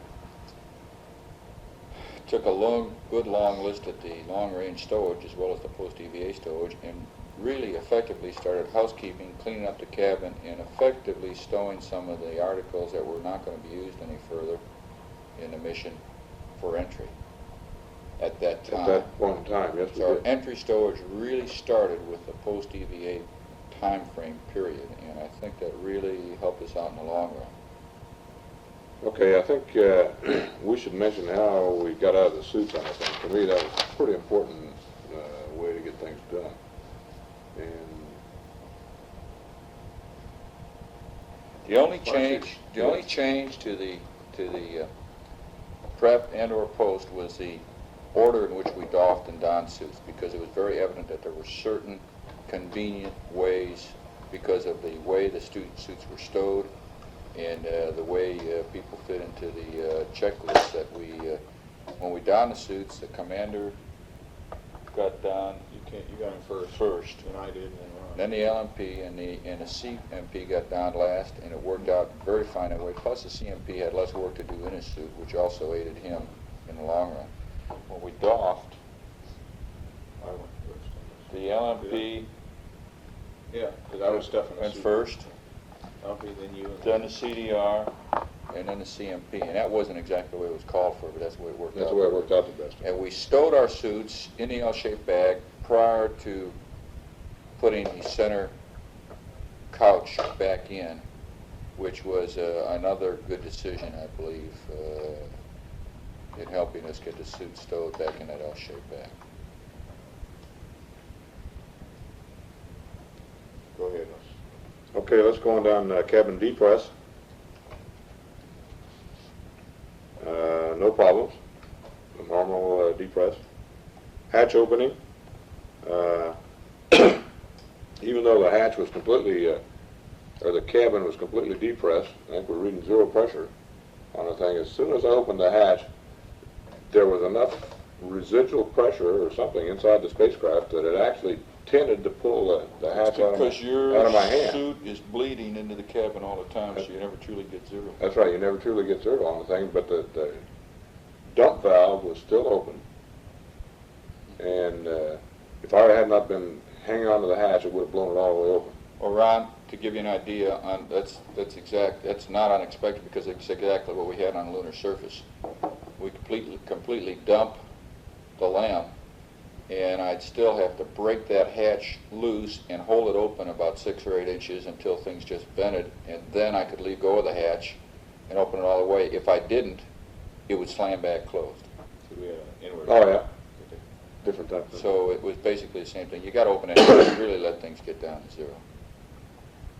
Okay, well, when I opened the hatch, then all of the, excuse me, all the little ice crystals and everything started flowing out. A pin went floating by, and something else went floating by. Wasn't quite sure what it was. But there's all kinds of little particles and pieces start coming out through the hatch. But I sure didn't see. I looked specifically for the scissors. I didn't see any scissors go out that hatch. I hate to say. None of them went by my watch. I didn't. None of them went by me. Ron, I'd like to say that they went out the hatch, but I sure didn't see them go. Sure, you didn't see them go by? I didn't see. I caught the one thing and started to go by me, and we put it in your pocket. You got it.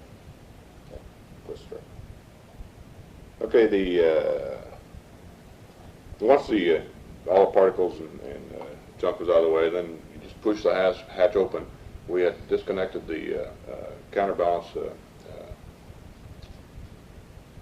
with the tool B there, so that we locked the hatch in the open position. So I just shoved it open, and it went beyond the center position and locked in the open position with no problem. Egress had a tendency, I guess, just like any other thing, it seems like you want to float up, and I had a tendency to float up against the MDC and had to consciously duck and get as close, my face as close as I could to the bottom of the hatch in order to get past get the OPS past the MDC and get on out. TV and DAC installation worked fine. I could hang on with the right hand on the hatch, the great big D handle on the hatch, and with the TV pole in my left hand, and it worked out real fine. Just stick it in there and then line it up with the mark and make sure it was locked in or clamped in. And then climbed on up the pole to turn the TV on, or turn the DAC on. And it was, you couldn't see the light. I couldn't see the light on the thing, but you could feel the camera running once you turn it on. You could just touch it and you could feel it vibrating a little bit. The lunar sounder cassette retrieval, I think that should be on the onboard, or on the air-to-ground tapes. As I was describing most everything that was going on, there's no problem. The pan camera cassettes were next. No problem on the pan camera cassettes. In the pan camera, it's obviously a bigger mass, and it's quite apparent when you try to move that big mass around that it is heavier and it weighs more than the other things. It's easier to move, but it just takes a little more effort to get it started. And you know that if you ever get it started in one direction, it's going to keep on going. You have to stop it. So I just moved everything real slow, tried to keep it under control. Mapping camera cassette had the same problem I had in the Simbay C² S², getting the thermal cover off. It's stuck underneath the mapping camera laser altimeter door. But there was no real problem. I had the feet in the shoes, just give it a big jerk, and it finally came off. Simbay inspection, that's all covered in the onboard, the air-to-ground tapes. TV and DAC removal, again, was real simple. Just had to squeeze the lever, and TV came out, and it was easy to hang on with one hand and maneuver the TV around and point it toward the moon, because I didn't have to worry about shining it into the sun. When I tried to, again, hang on with one hand and point the TV around toward the Earth, the Earth was, well, maybe 10 or 15 degrees, probably 15 degrees from the sun. And I would try to be a little more accurate on the thing, and when I did that, then I lost, kind of effectively really lost control of my body position, because I was trying to I think, maneuver the camera. And you need both hands to maintain your body control again. So rather than try to flash the camera through the sun or something like that, I gave up and tried to point the camera out the Earth. Comm during EVA was loud and clear for me throughout the EVA. There was a lot of background noise, the hissing of the airflow, and I'm sure that was probably coming over the box circuit. But I don't think anyone didn't appear to me that anyone had any trouble on the ground reading. I think one of the big advantages there around the LMP, that one thing we did, because it was bothering them at first, I turned your box sensitivity down about 2 notches. And apparently that really improved the comm form, is the impression I had. I had that impression from the ground. I don't know if it made any difference or not, but I got the impression that did help. Comm into the cabin was excellent. I never had any trouble understanding you. I had the hissing in the background, but we... yeah, I thought it sounded much better than I remembered other flights sounding. On the air to ground. Well, our CMP made more noise than us. I guess I used the wrong word better. It was clear. Clear.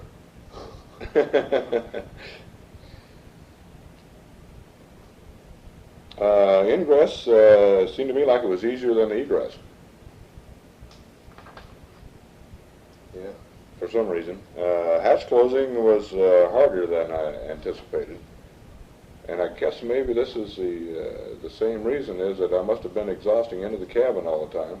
And just that the hatch would come closed to within about an inch of closing on the outer edge, and then it took an effort to pull the hatch closed so that you could activate the latching handle, so that you could get the latches over center.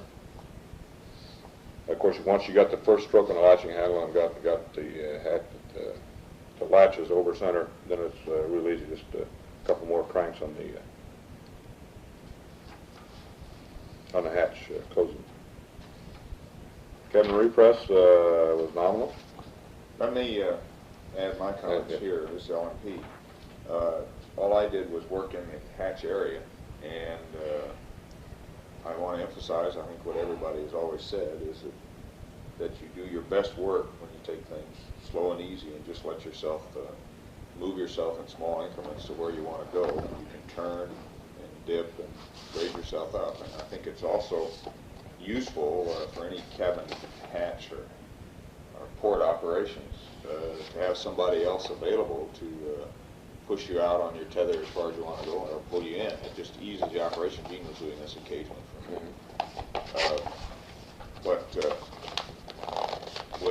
With the struts and everything available there was never any feeling that I didn't have a way to control my body position.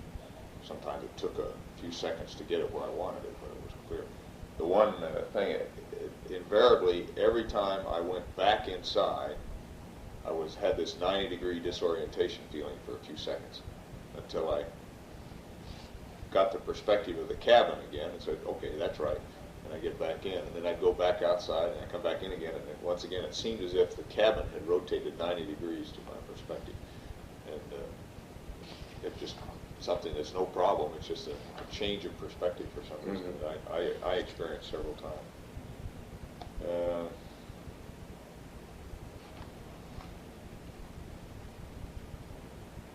I guess the biggest problem working in that angle for me, sun angle, our attitude was I had the sun full face. You had the sun in your eyes most of the time. And so it made it hard to look in detail and see what you were doing. You were clear image, you were there, and I could see every major operation do it, but if I had to specifically see details, it was...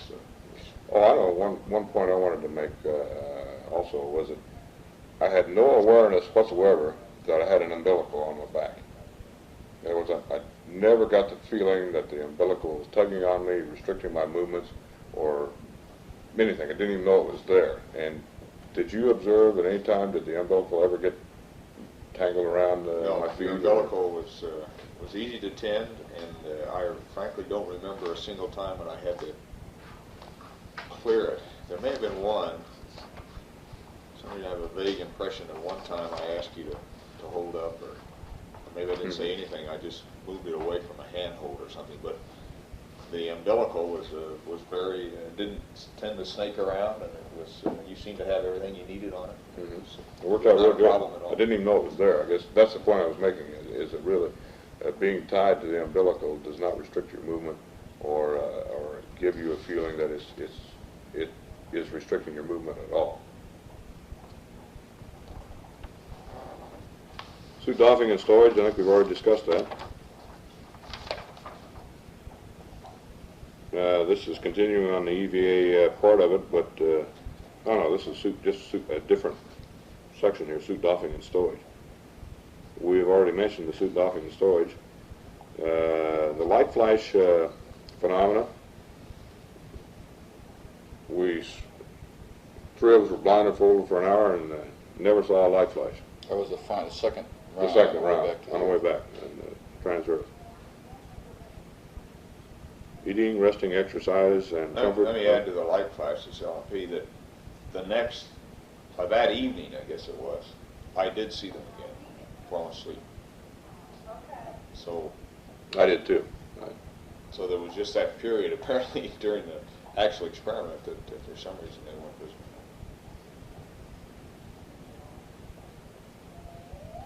I think we've discussed the eating, resting, exercise, and comfort already. Cabin atmosphere.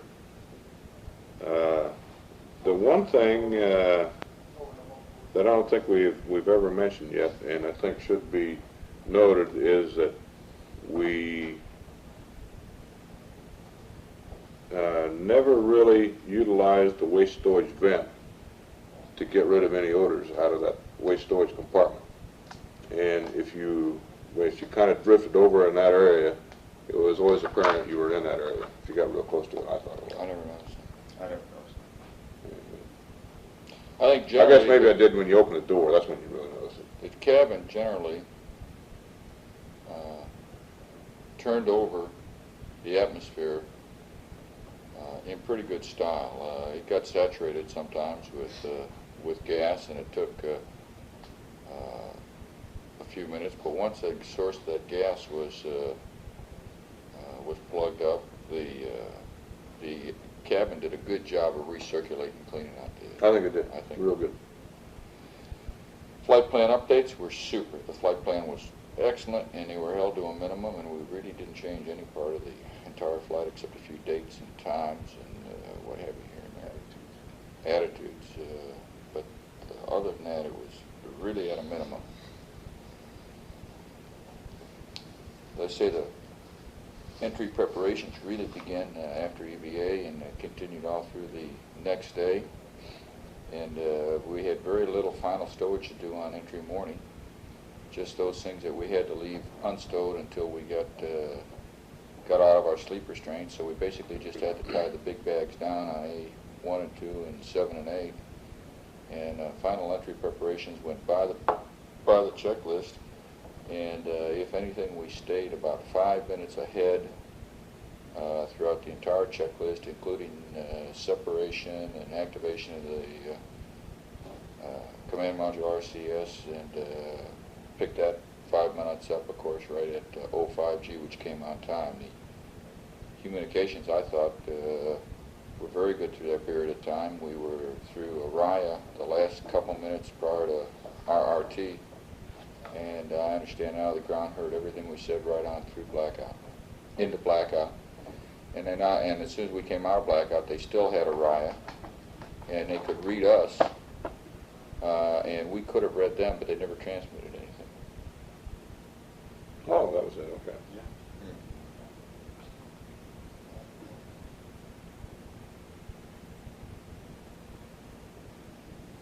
I'm running out of tape here. No, I can't think of anything else. Well, on the corridor checks, so we got Horizon and Moonset, right? Yeah. Without any, with problem of looking, but. But we had them all, and they all were within seconds of the actual time. They were all within seconds, and you know, in this CMS, I'd always look for the 2G when the corridor light would go out, though. I didn't even notice it in the flight. So I was either watching something else, I must have been checking the EMS or the